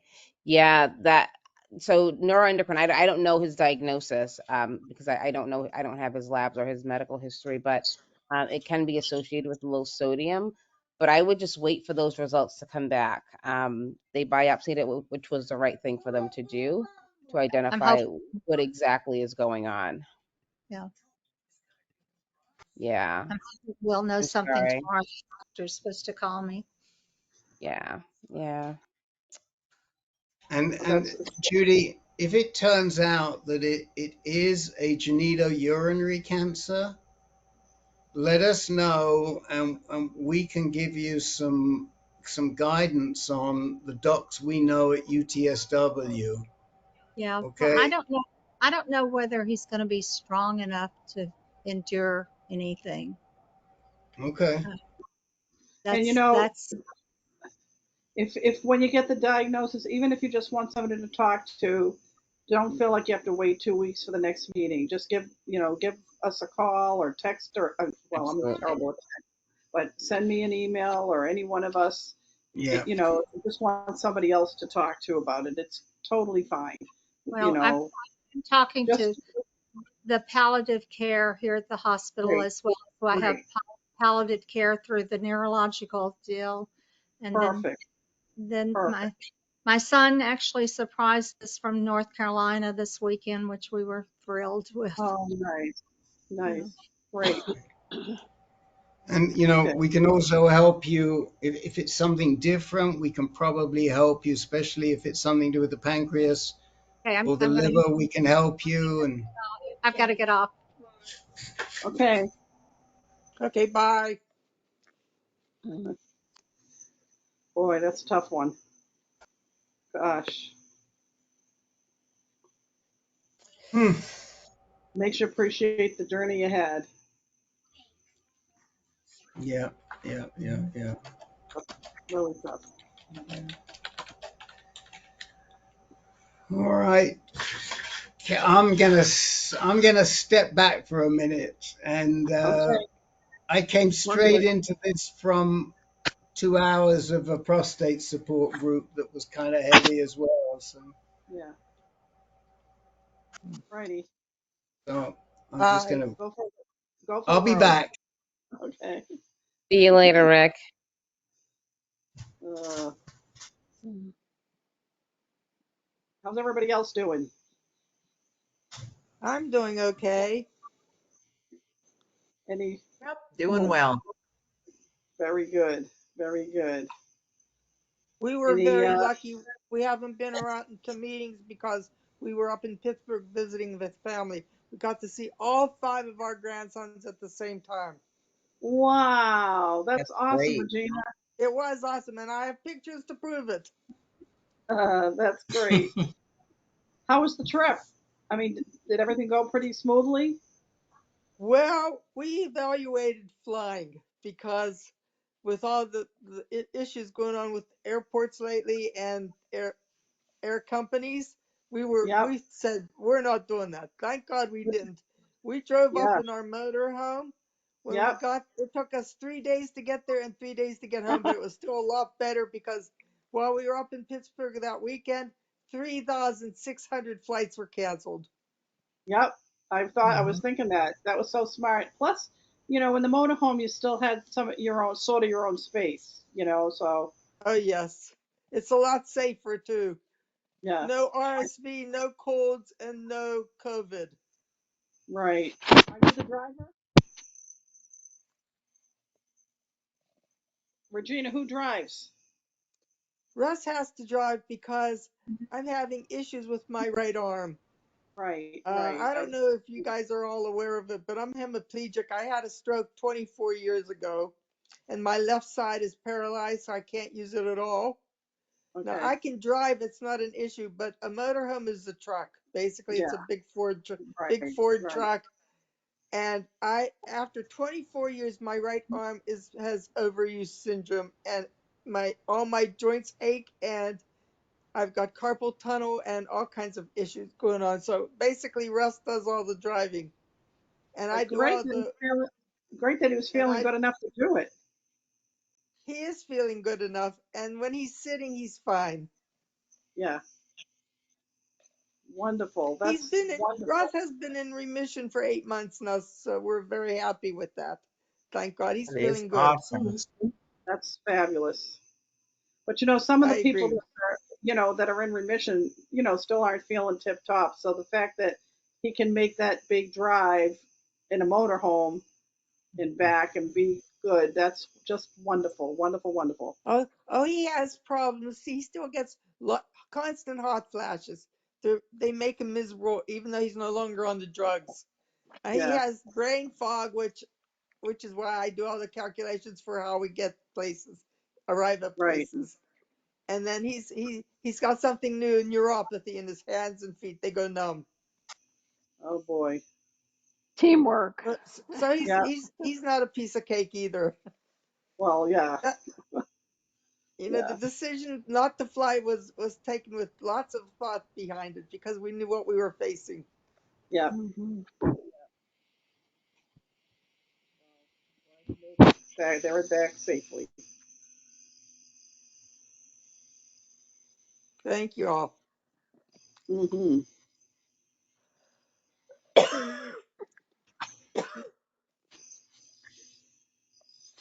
So how's everybody else? Good. Sylvester is doing good. I'm not cut in. Good. Good, good. Hope you can hear me clearly, and it sounds like you had a wonderful A family reunion. That's what I would classify it as, and It that's was a family wonderful. reunion. And the It reason, was.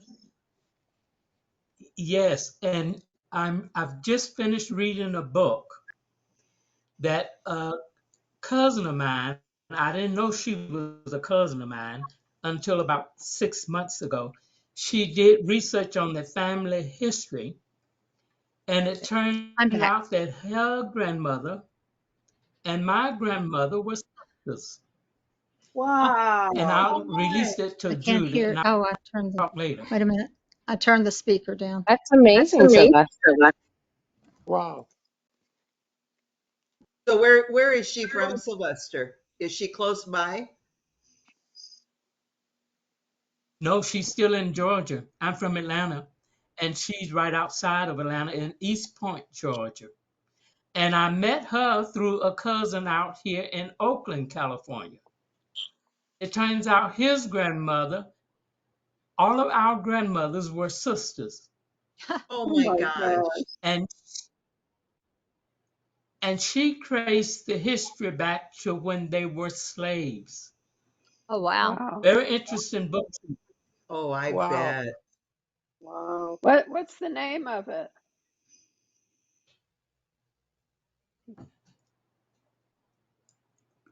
And Blessed here, and Wendell Kendricks of mine. The name It, Blessed is the last name of the grandmothers. Wow. Wendell is the last name of her grandfather. Blessed married into the Wendell and this Wingo Wingo family. oh And the name my. of the book is Blessed and Wingo, My Kindreds. So the name of the book is Wingo. Blessed Blessed, Wingo, my kindred. yes. Wow. How interesting is that? Yeah, Well, it that's taught me something. I think it opened the doors to a lot of thoughts for me because I didn't realize I had it. Well, I knew I had relatives, but I didn't realize I had as many Oh, that's great. because my mother was the Wingo, 19th my kindred. baby, 19th child. Oh, oh gee. my No, no, Oh my my gosh. grandmother. My grandmother was a 19th child of the Blessed family. Wow. wow, Holy that's big. buckets. So you have a whole bunch more relatives that you probably haven't met. Sylvester, you're probably related to every one of us here on this screen. That's awesome. I love hearing that story. And one of the interesting things, when the census reports were being taken, some of the names were not spelled correctly. They Yeah. spelled them as they sound, Yes, and eventually, with time, some of the names were not quite the same. right. Right. Because in That some happens a place, lot. Simon is spelled Simpson, and That she Oh, happens did a a lot. fantastic job. That happened a lot with people that, were illiterate, you know, didn't know how to read and write. Oh, So, and she Hmm. points that out clearly because a lot of them made X's, and Yeah. those that could read and write, they went to school, I guess, when the crop season was over for 3 months. It's very interesting what she wrote. In fact, she said she has been doing this research for 40 years. wow. Wow. Wow. With the name thing, that's, when my grandfather, my grandparents were all French Canadian, and when my grandfather went to school, he was taught to spell the name Lahaie, and my uncle was doing research when I was in college and found out that he couldn't find us anywhere, and he contacted my grandmother, and she pulled up the baptism certificate or whatever, and it's actually LAHAYE. So even a Oh, simple thing like that, nobody knew, and so I'm not yeah. related to any of the IE people except for our immediate family. I'm related to the YE people, but they would never be able to find us either. You And know, Something one I of my, found, go ahead. no, go ahead, Pat. I was just going to say something I found when I was doing Ancestry several years ago was not only did they not necessarily know how to spell, but those old census records, they were all handwritten, right, and Hmm. then then they have been transcribed. So right, and with the penmanship, yep, somebody may have seen it as an L and it was actually an a I T or or an a T. I. Yeah. Yep, And yep, so there's a lot of error that way also in those census records. That is just so cool. I always love to hear about old family histories yeah. like that. Thanks for telling us that, Sylvester. Faye, what's happening with you? Well, we had a crazy week last week. The last time we were on, I happened to mention that my husband had had a fever, and I think Judy told me I did the wrong thing by giving him Tylenol, that I should have taken him to the hospital because it was 101. And anyway, they had some cultures. He had some cultures taken when the next day, and we got a call at midnight 2 days later to come to the ER right away. And Wow. and Oh my. we Oh, didn't take the call. We just got it in the Mm, morning when we woke up, yeah, and good. called the doctor, and he said just go right now. So we went, and they did some more cultures, and they put him in the hospital, and he had two different kinds of bacteria infections in his blood, mm, and one of them was they said was quite rare, that they don't see it very much, and none of they thought it was from his PICC line, so they took his PICC line out, and they tested that too, but they didn't find anything on the PICC. But they took blood every day, and grew more cultures, and nothing else grew. But he was 4 days, on broad spectrum antibiotics, and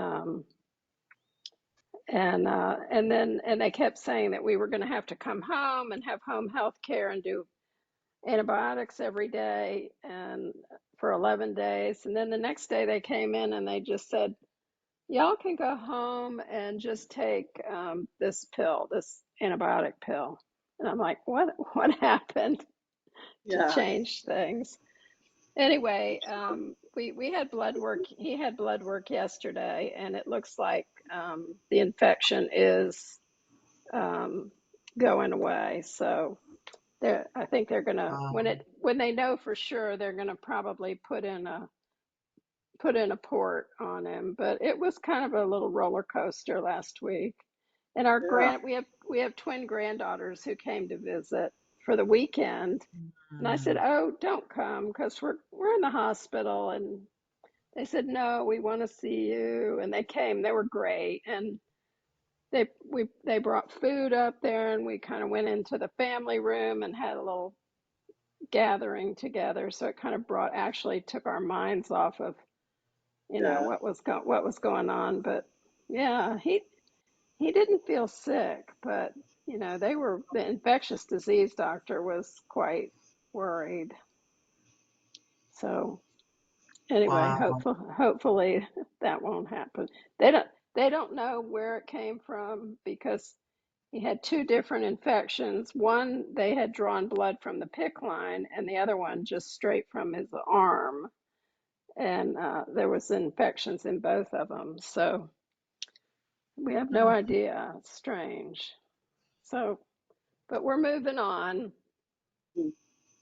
And I got a call a text yesterday from, I don't know if y'all remember this lady who came on here one time, whose husband had brain cancer, and I hadn't heard from her in a couple of months. Her name was Lori Sears, and she texted me last night. I asked her to come on tonight, but I think she's too devastated. He evidently has gone downhill and is in hospice care, and she's looking for support, from everywhere, because it's very tough to watch him die, transition into dying and everything. And I'm sure it's hard for everyone, but anyway,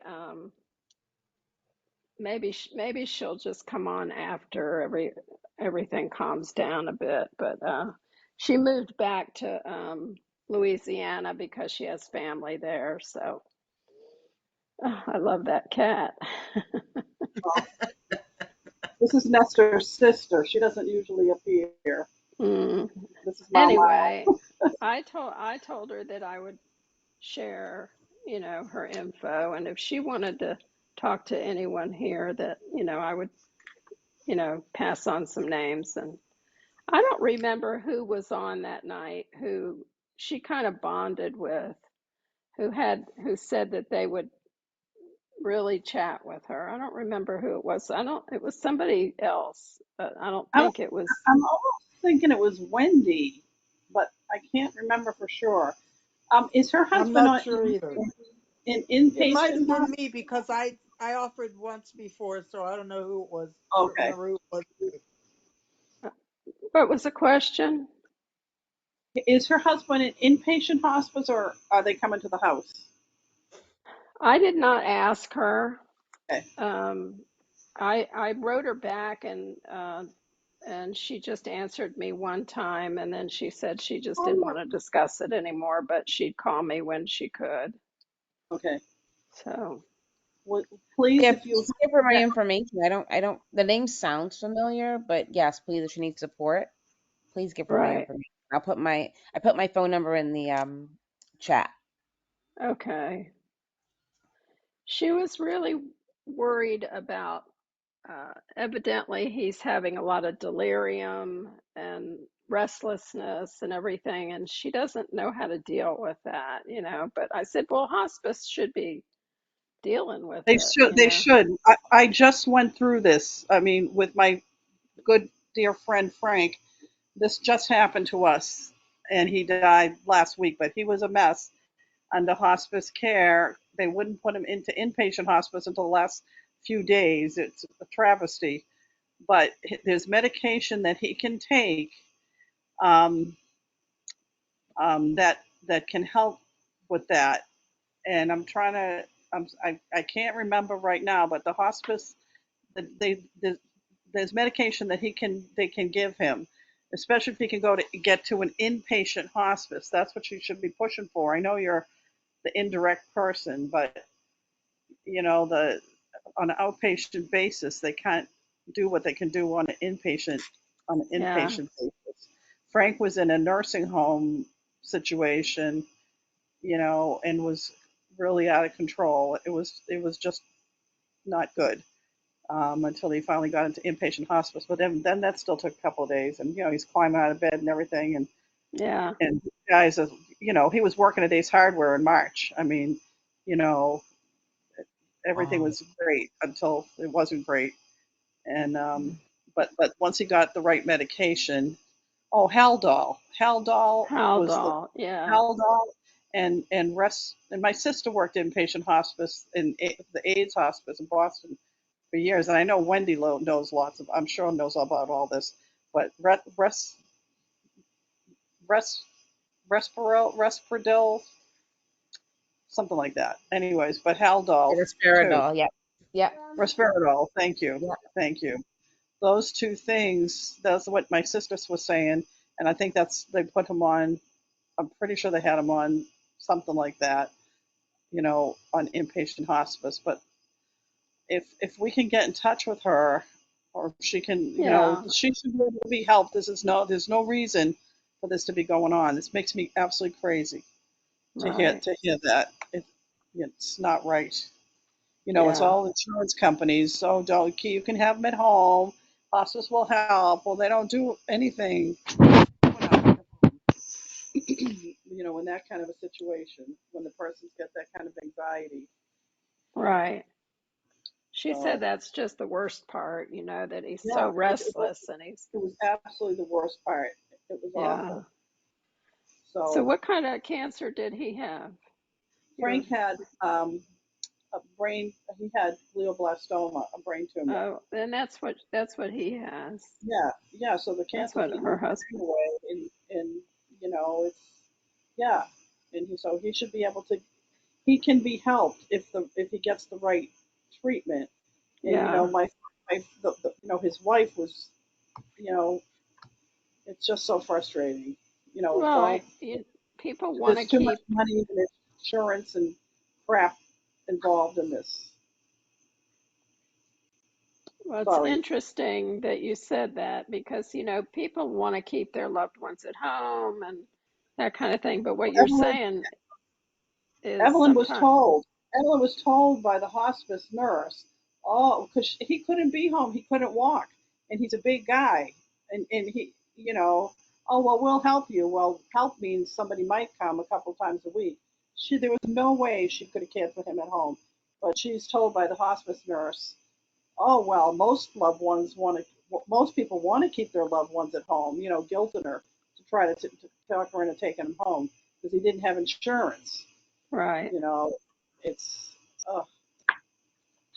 Oh, sorry. I'm sorry to hear that. no, yeah, and I'm so sorry that she's going through that because it's not necessary. Yeah. It's not right. Well, thank I'm you for. glad that she reached out to you, though, Faye. I'm glad that she had Yes, somebody to reach out to. That's Yeah, great. yes, I was absolutely. too. I didn't really know how to help her. She just texted me again last night, so I'll That's check. great. I'll try to reach her and see if Reach out to her and and tell her to please contact us. Anybody, And give her okay. any, Wendy's phone number. Yeah, that's yeah, great. right. Wendy's number would be great. Okay, I good. certainly would, knowing what needs to be done and finding a way to make it happen is two different things. Right. Right. Wendy would be the best person for her to um, be in touch with. So what is Wendy's position? What is when you say she's the best person? Is Wendy, she? are you still on the call, Wendy? Yes, I'm here. I'm here. I Oh, am okay. a I'm a nurse practitioner. I'm an oncology nurse practitioner with many years of clinical experience. Right now, I am doing cancer research for Janssen Oncology, which is a pharmaceutical company, and we specialize in solid tumors. So I have a clinical oncology background. Gotcha. Okay, great. Yeah. So what's a good time to get in touch with you? Anytime she needs, just have her call me. Anytime. Okay, Wendy. Thank you. I just have to say this lady is amazing. This she this nurse practitioner Mayo Garvin is bloody amazing. And not only is she amazing, I don't want to make you blush, but she's also a superstar at Janssen. Ah, Everybody I talk to loves her. Everybody I talk to loves her. And she's doing some amazing work. She's not just doing any old clinical research. Wendy's working very hard on trying to get better representation and diversity and equity in clinical trials at hmm Janssen, Wow. which is Wow. God's work. I mean, and it is a very, very, very difficult job because it's not it's even when you find the people who should go in the clinical trials, then you got to convince them Yes. that that the world is not against them, and this really could actually make a difference for them. So it's really. Wendy, did you ever get to talk with my friend Karen Peterson? No, no. I have to figure out how to get you guys together. You guys, you have to make a you have to make a time. I probably would talk to Karen today or tomorrow because I was in an FMI meeting with her today that didn't go that well. So I've got to talk to her.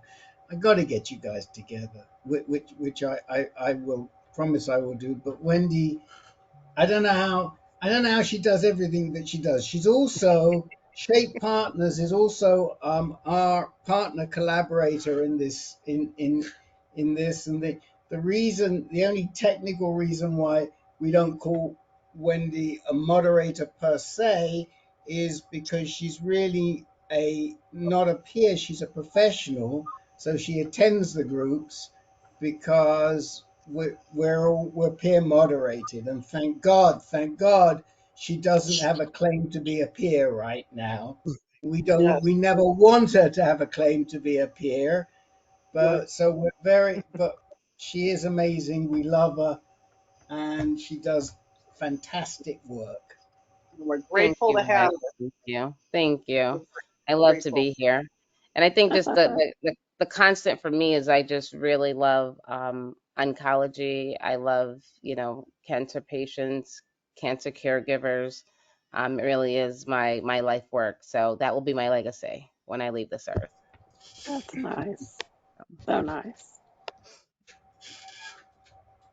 Yeah. And I have to say, I apologize for spouting off with my personal situation there, but I've been Oh beyond no! frustrated Well, come on! all Absolutely day, not.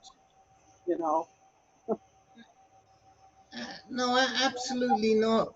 You have no reason to apologize, Susan. I mean, this is a caregiving situation for you as much as it's a caregiving situation for any of us.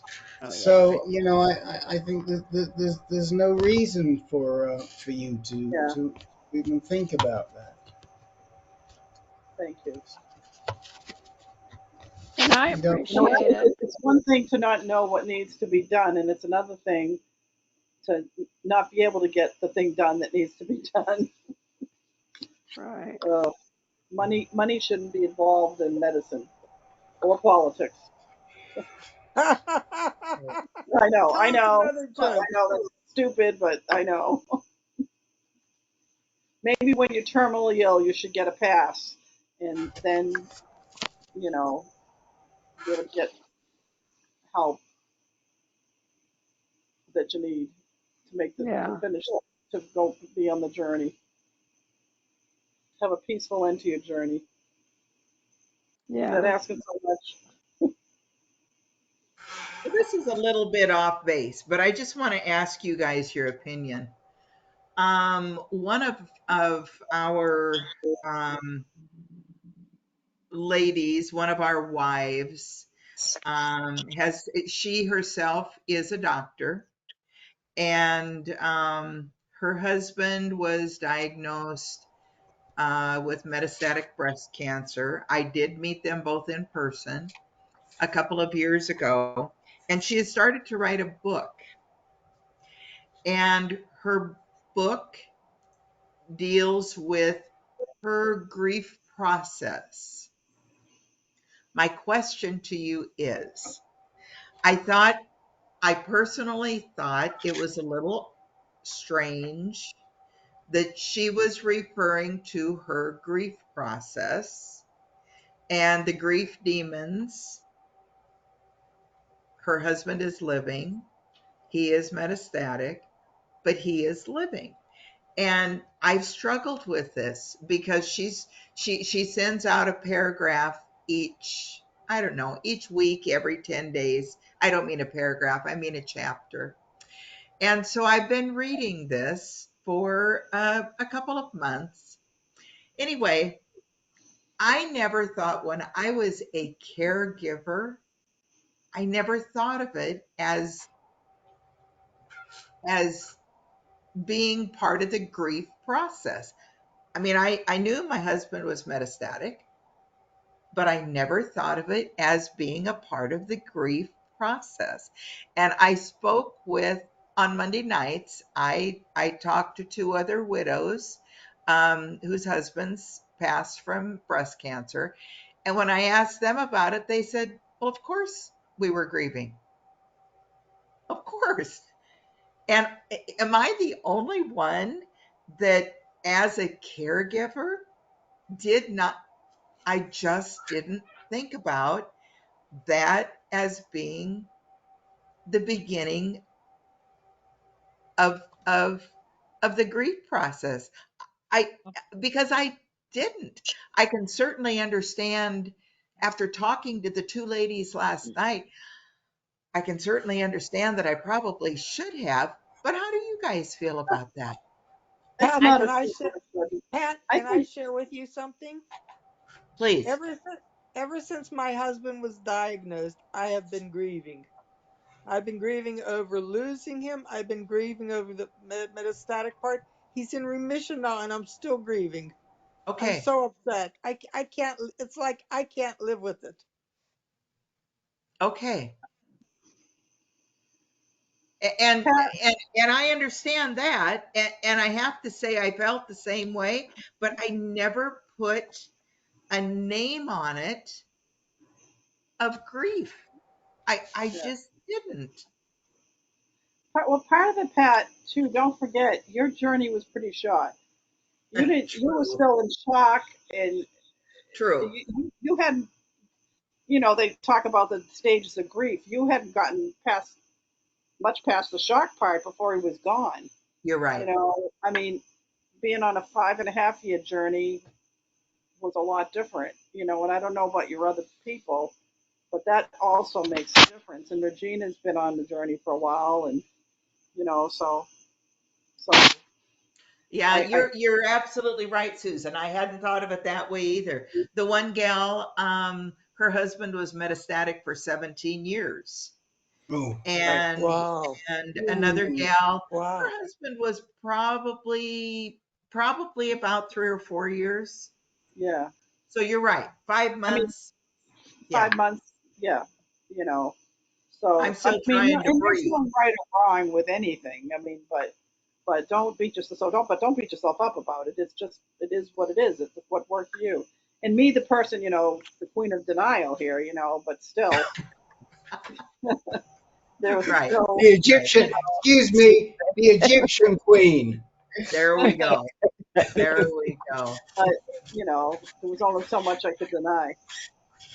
I just found it very interesting, and I'm really glad that that other people have made me realize, yeah, it is a grief process, even when you're still an Yeah, active caregiver. yeah. I never put the dang name on it before. Can I say something to that, Pat? Please. Yeah. Two things. One is I think of grief as loss of something. It can be the physical person, it could be the experience, it could be the routine, it could be the ability, the Yeah. loss of something. And I also want to just say that you don't have to put a label on it. It's just an experience, right? True. It's just an Very true. experience. Someone may call it grief, someone may call it something else. Someone may not be able to put words to it, but it really is just an experience. Okay. Yeah. Very true. All part of the journey. Yeah, Yeah. Ready or not, here we come. Yeah. Yeah, that's a we song. might have to take a we might have to take a fork in the road, or Yeah. an uphill or a downhill, or wade through the swamp. But Yeah. it's all part of the journey. Well, Sylvester, go ahead. I I was just going to, I'll come back to you, Faye, for sure. Okay. But Sylvester, how do you feel about this? Because you're losing your sister as you know her, and yet physically she's still there. I mean, do you relate to this grieving and in the way that your sister's disease is progressing? No, I don't relate it that way. Now, don't get me wrong. I I guess I'm fortunate because my sister don't mentally realize her condition. Yeah. I realize the condition and I look at it. I know I can't do anything about it, but I look at it as, like Wendy said, an experience. I read somewhere that experience is what I get when I don't get what I want. And while my sister, while my sister is going through her, her problem, she doesn't realize it. And I don't look at it as I don't I don't view it as a sad affair. I think the only sad affair about this is me.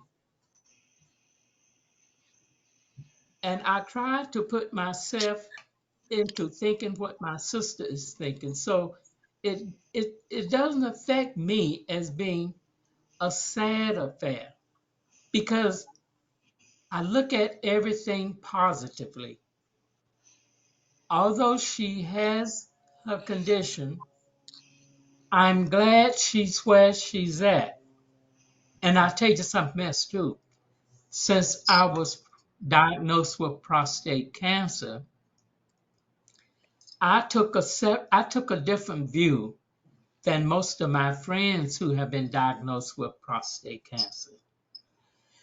My friends who were diagnosed with a serious condition decide to do some alterations themselves, like going on a diet, restricting themselves to whatever they are restricting them. I just did the opposite. I know I'm overweight, and when my doctor go to the doctor, he tell me I need to lose weight. I need to watch my diet. I'm not watching anything but Sylvester happiness. So I look up. I look up. I view illnesses quite different from most people, You know what I and like that's about what you said? You said when you said experience is what I get when I don't get what I want. That's a quotable. Mhm. so I've gone through a lot of experience, and since I look at my condition, my sister condition, and th- thanks to this program, I was able to step outside of the box because I was in the box with my sister. And thanks to the information, I mean this in a nice way, but here's what I look at a lot of these programs. They are educational to me, even though there is a sickness that we all go through. Some of us sickness is different from others, but just listening teaches me something.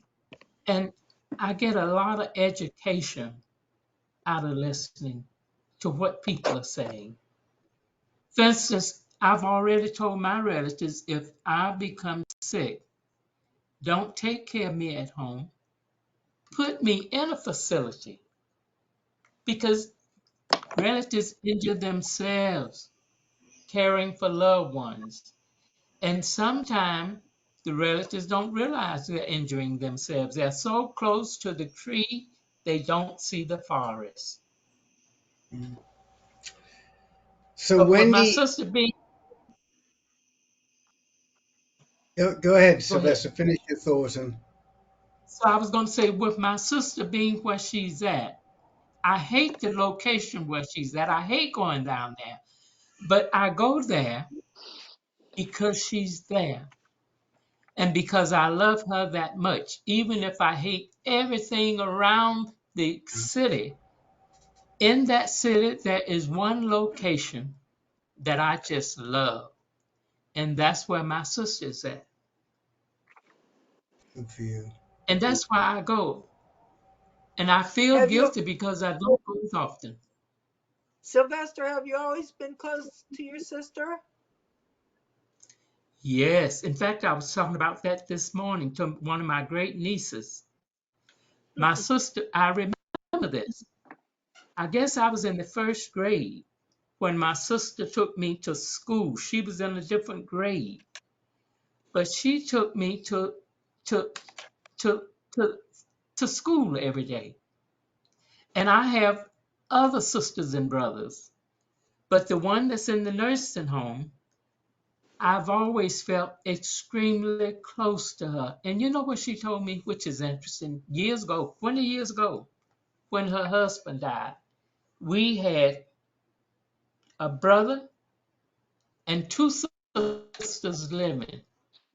She looked at me and said, you know, it's just the two of us now. Oh, And it struck me like a lightning bolt for her to tell me that. But deep down, I always thought that. She wow. said what I was thinking.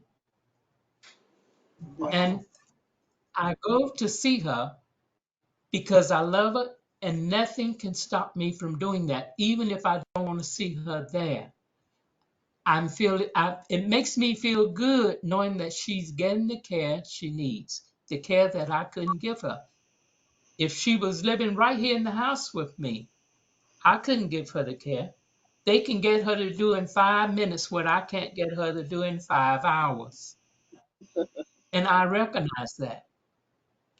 And as a result, we both are doing good. My stress is not as high as it would be. And I think she's getting care and she's not in pain like she would be if she wasn't getting the care she needs. So I guess with me, it's a balancing situation. And I'm so glad things are balanced because they're hard to do, I believe. Right. And thanks for So, hearing me. Thanks. so Wendy has put a link in the chat window, which I just opened. If you click on it, it'll open in your browser, where Wendy is interviewing a guest of hers, as she does on a regular basis very well. Um, and it's called Caregiving and Coping with Ambiguous Loss. And you may want to watch it later on because I guess that it sort of addresses this point. What she Yes. didn't put in the chat window that it was a Wendy interview, which is why I hope, because I thought it might just be a Wendy interview. Wendy, what do you got to tell us about this? And then we'll go to Faye. Faye, we haven't forgotten yet. It's all Yes. right. So, Yeah. Annika is a mental health specialist who came on a few years ago to talk about ambiguous loss. And I think it speaks to Pat's comment about grief, about what is ambiguous loss. So it's not that long, but I think it'll be very interesting to listen to it. And I'm more than happy if you want to call me or shoot me an email if you want to have a discussion about it. Very, very interesting interview from a healthcare professional, and I think it just speaks to grief and loss. So, Thank you, Thank Wendy. you. yes. Thank you. Thank you. Thank you. Go ahead, Faye. Yeah, I'm just writing everything down. No, I was just going to go back to what Pat was talking about. I happened to speak to a friend that I haven't spoken to in a long time today, and her husband has two kinds of cancer plus heart disease. And she, even though he's able to get up, get out, do everything, she's been mourning him for a very long time, and it's so sad to hear her um, talk about him like he's not, almost not there, you know. And Joe and I were listening and talking to her, and I was telling her that what we do is we reminisce about all the great times we've had, and we talk about trips we've been on, and you know, Joe and I are trying to be upbeat about it, and you know, continue on, even though you know he's in a lot of pain um, and everything. But it was just different people have different views of, you know, how what they think of when their loved one is really sick. Hmm. But he's been sick for a long time, this man, and he's been getting around. I mean, he doesn't do as much, and they don't do a lot together, you know, anymore. So she says, I lost my best friend, you know. So I said, no, he's still there. Yeah. Yeah. Anyway, I just wanted to share that because it was kind of to what you said. That's Exactly. Thank you. that's Yeah, almost taking it to the extreme, you know. she's her, sort of her extreme. experience, you know, Yeah, like you said, or the best friend's still there, just you know, in a in a different different capacity, capacity. you know. But Mhm. Exactly. but Mhm. you know, we appreciate, Ron chose to stay a lot longer than I thought he was going to, and even though things were hard the last few months, I was grateful for every day he decided to stay. I Exactly. I because I still had him. Mhm.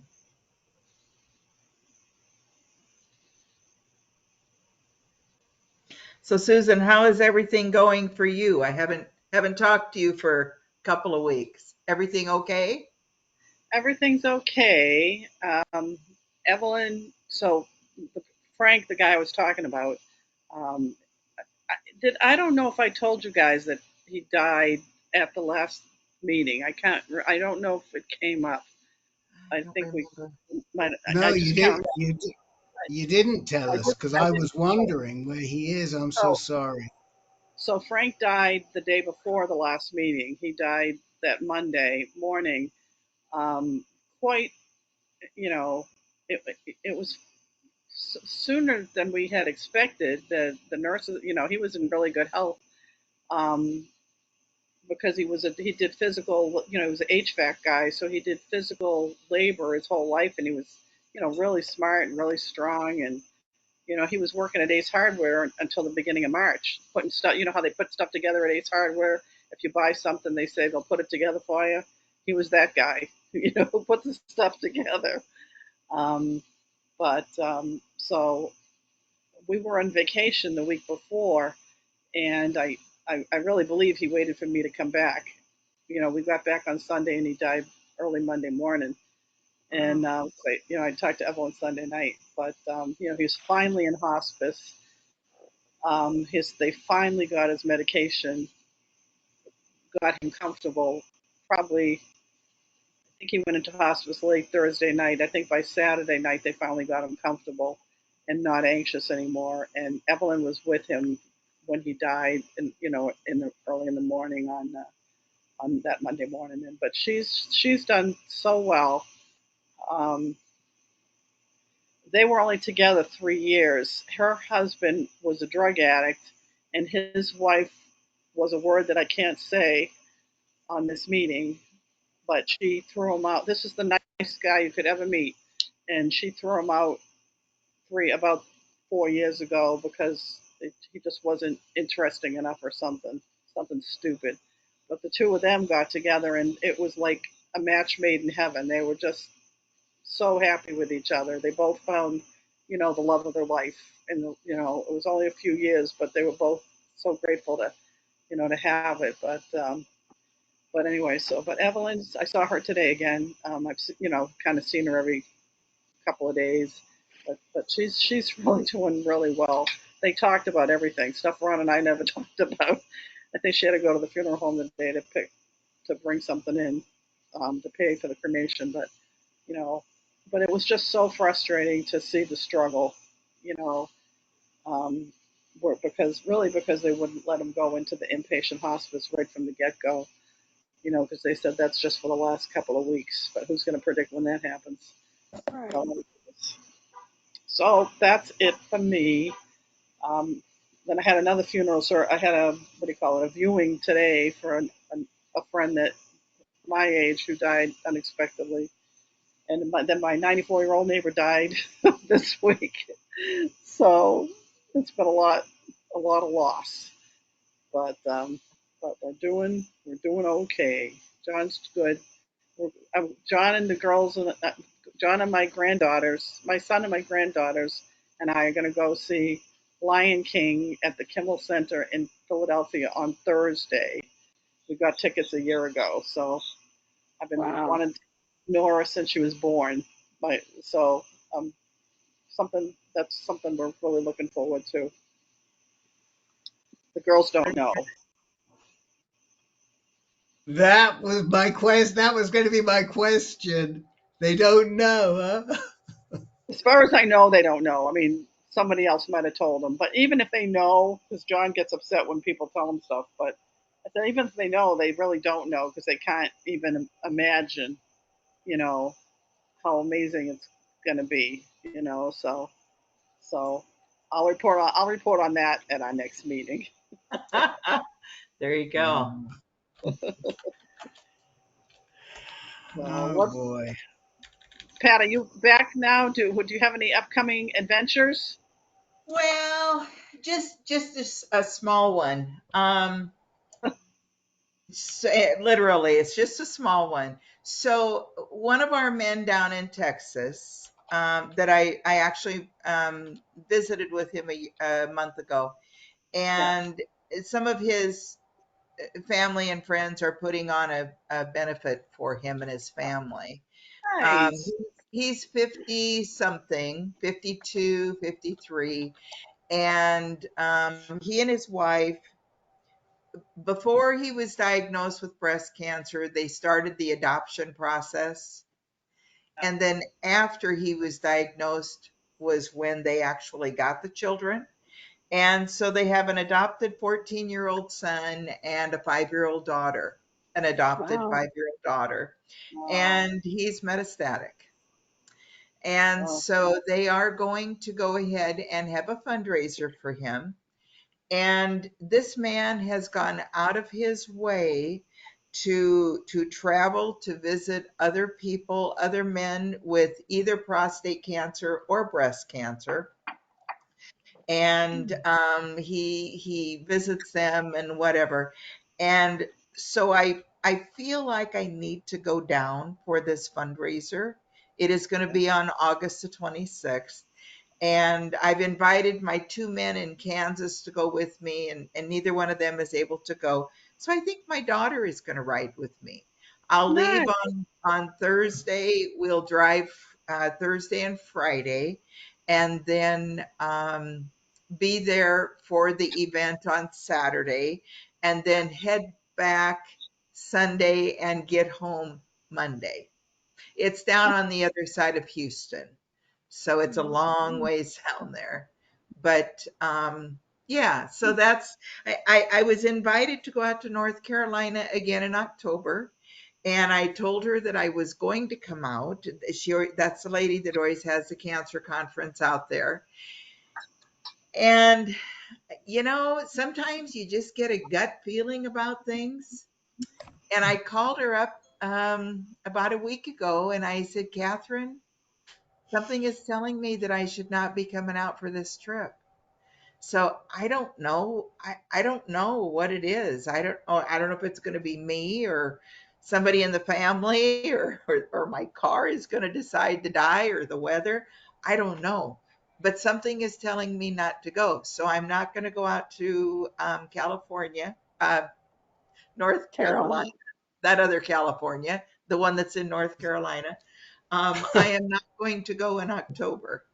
Um, I've got a lot of work that I'm finding out needs to be done on my home.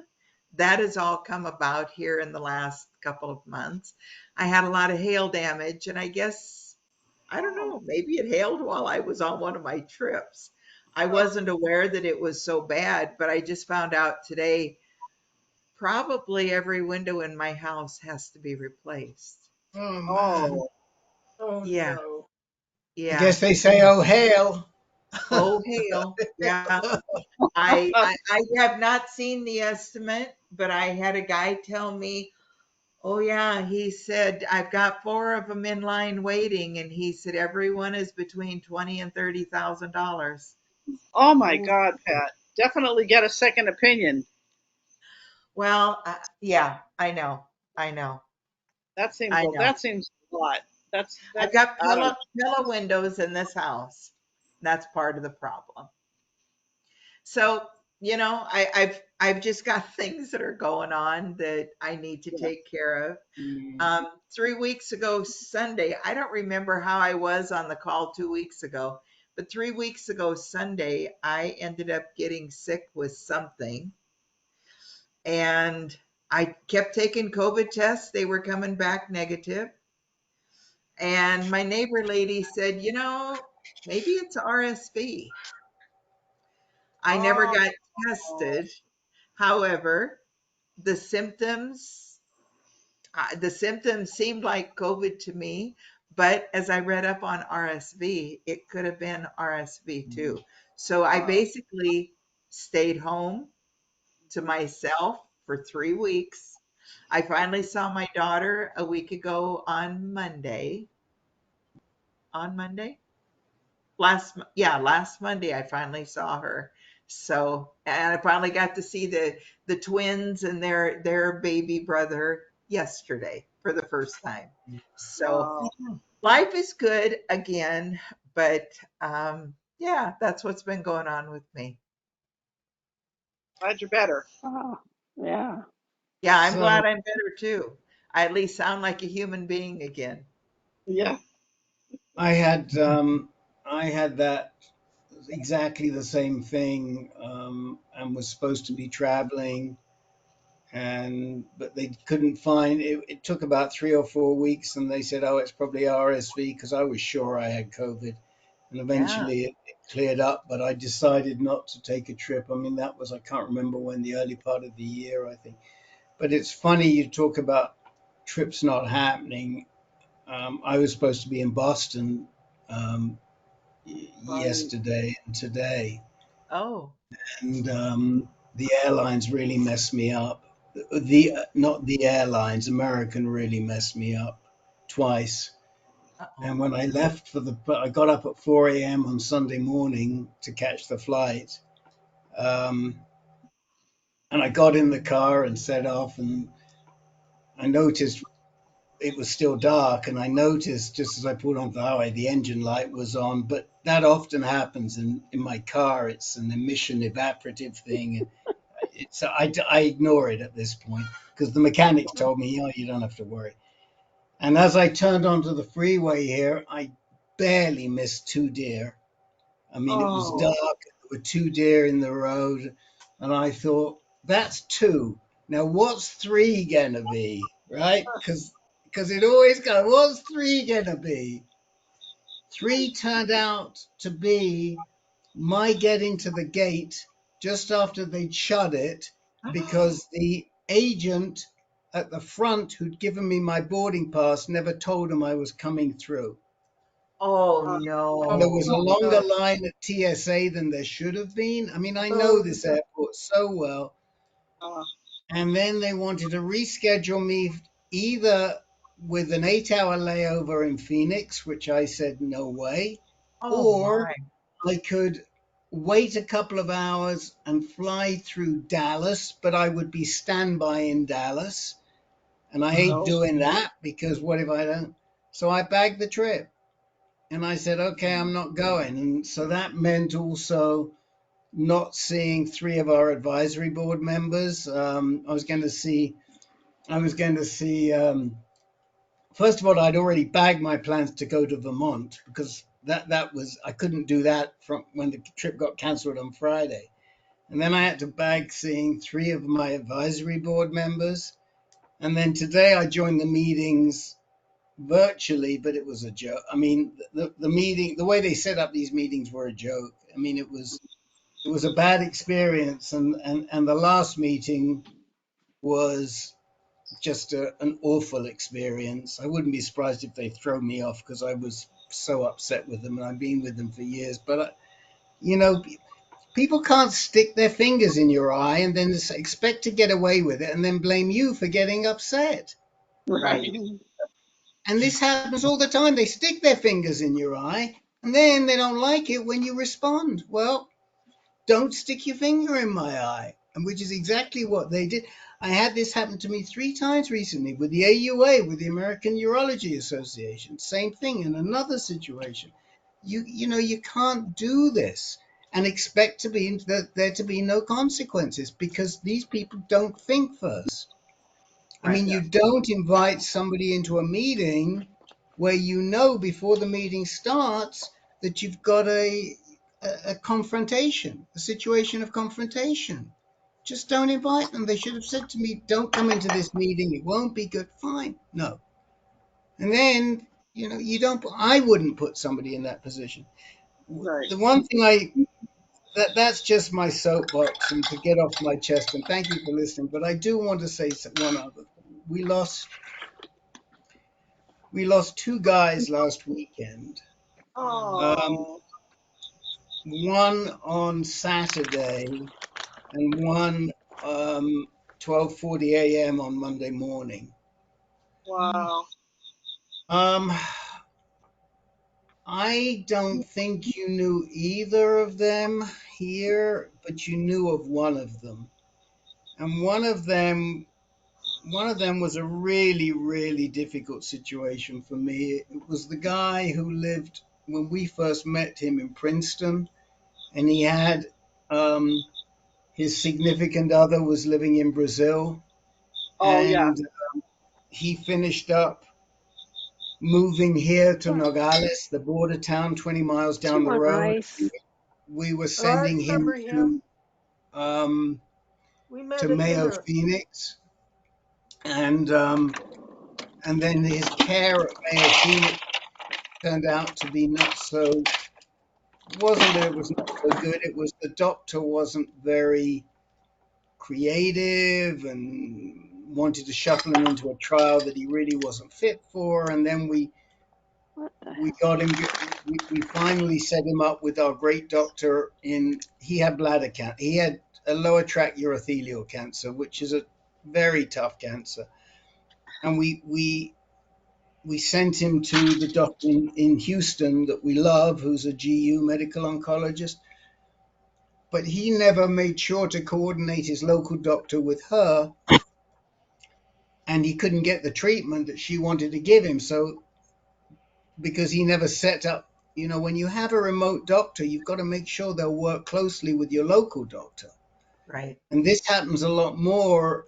It doesn't happen that much in breast cancer because everybody is has good expertise in breast cancer, but it happens a lot in rarer cancers where the general oncologist just doesn't have the expertise. And he never took care of biz. He had the attitude that his work was more important, his wife was more important. And I would say to him, Mark, this is your life. You've got to put yourself in front. And he never, ever, ever did it.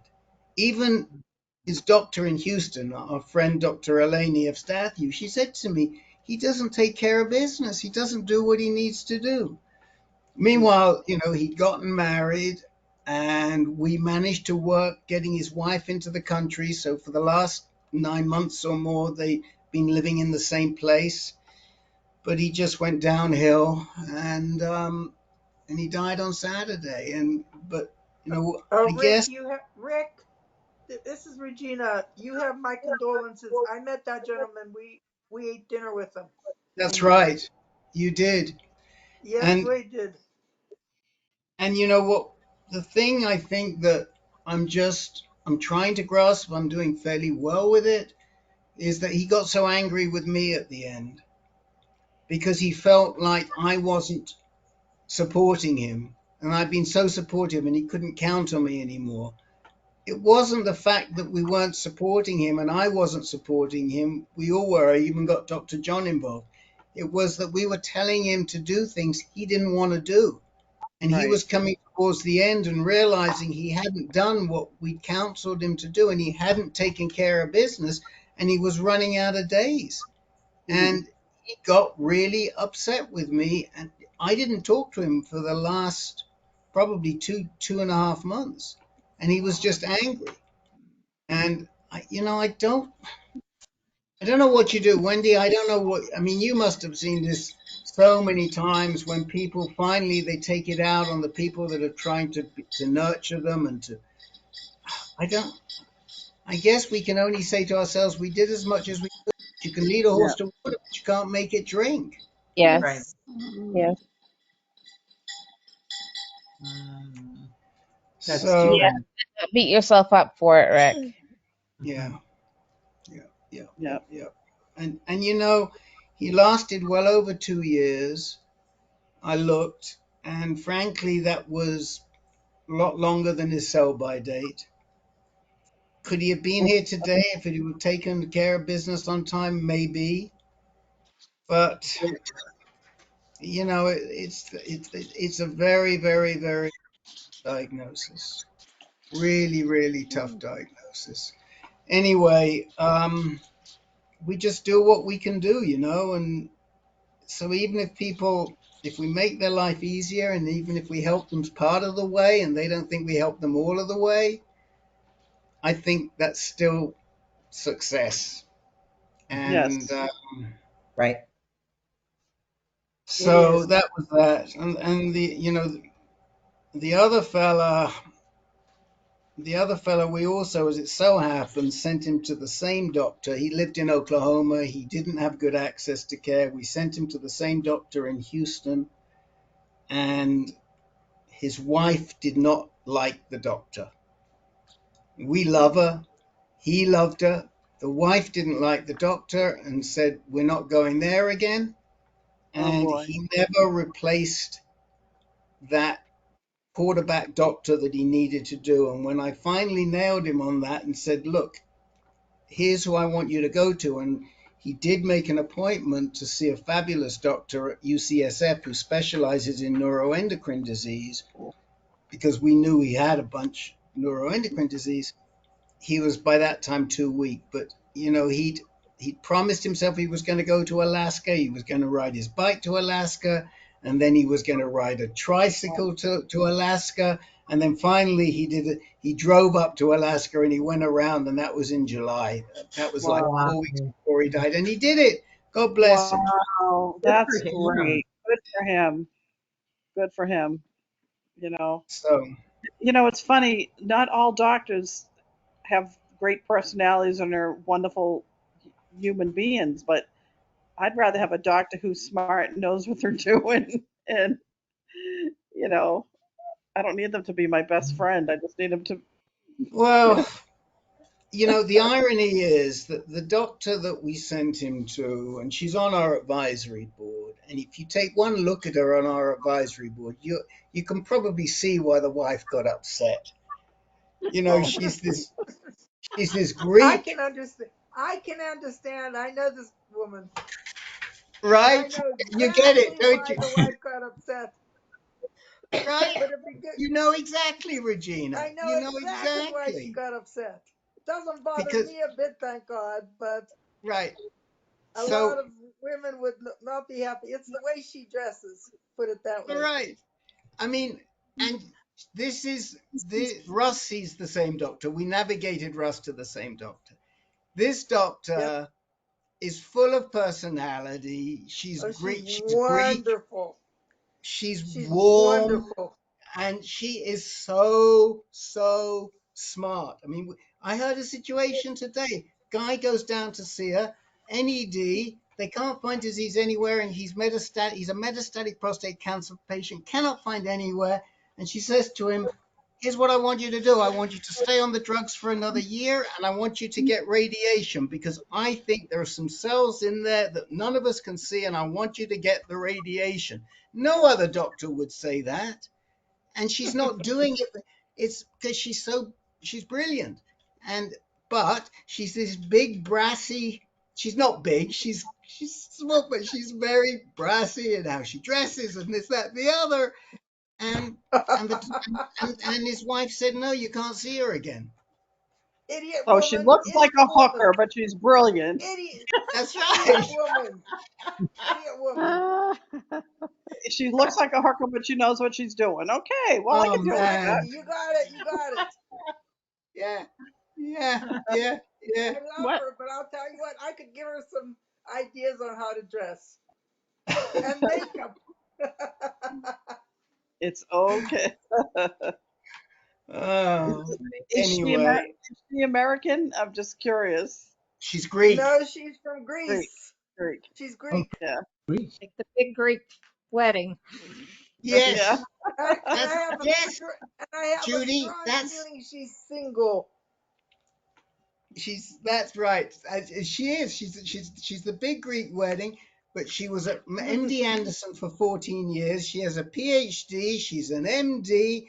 She's known worldwide. She's larger than life. I mean, and she's so caring. She's I love her. unbelievably I love caring. her. I love her. I Yeah. love her. Russ loves her. Russ and I would share her. Anyway, but so these are just two experiences with these two guys, and it should things, maybe they'd still be here. I don't know. But anyway, we did what we could, and that's all we do. Rick, people make their own choices. You try so hard to get everybody to live because it's so hard to lose them, but sometimes that's not their choice. And you just gotta, but it's so hard when it's needless. Like, like the wife interfering. That's just so frustrating. Yeah. But Yeah. he didn't want to. Yeah. So his choice was not to go against his wife. Is she happy now? I did invite her to this meeting tonight, but of course Oh, you don't see her. But if she comes in, I'll give you a heads up as soon as I see Okay. her. Yeah, now we have to know the end. Yeah. oops. Anyway, guys, look, Judy, I'm so pleased you're back with us. I sent you a couple of emails. You'll see them.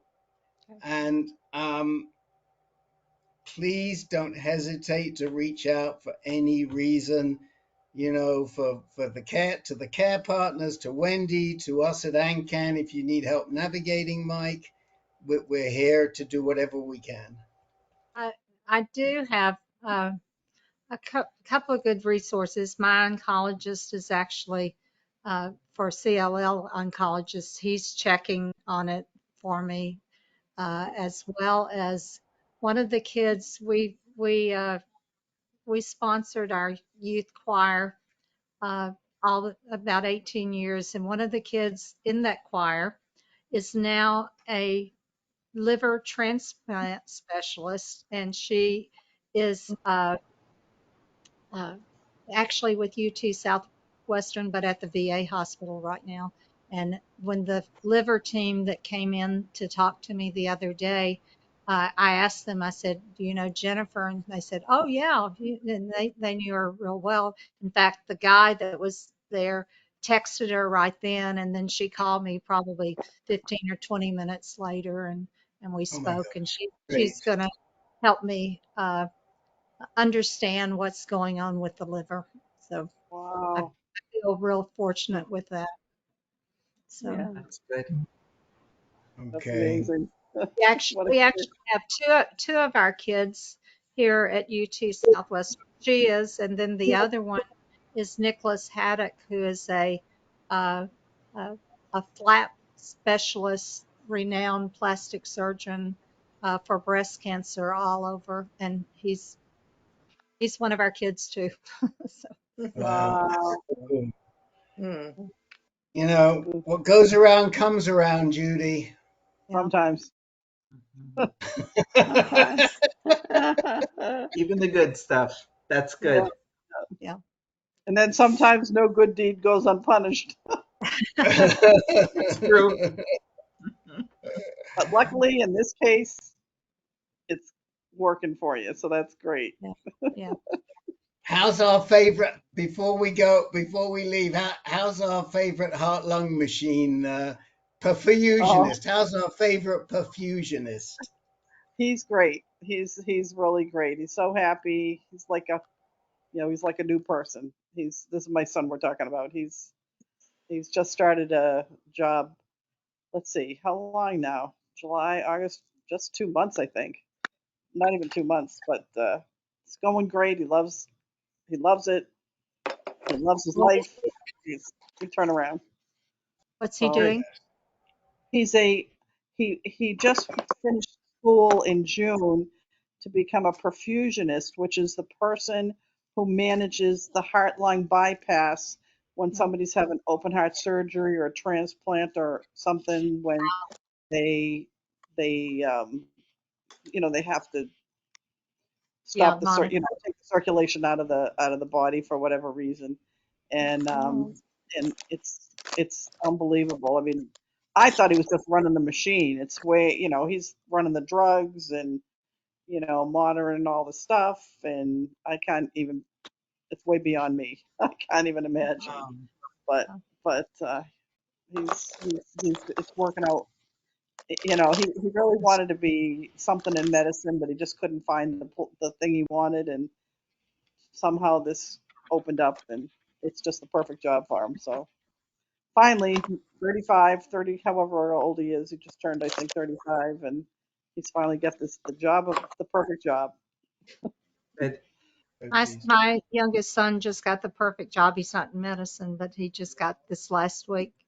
He's coordinator for the dual credit program for his school district. They have like 2,000 dual credit students. So it's a perfect What's job. Yeah. dual It's credit?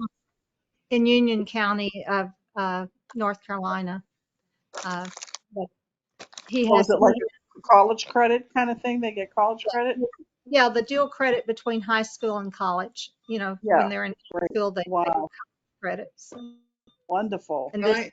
he has a college background with sororities and fraternities, so it's the perfect fit for him. So Great, go with great. It's so nice I when have kids finally do it.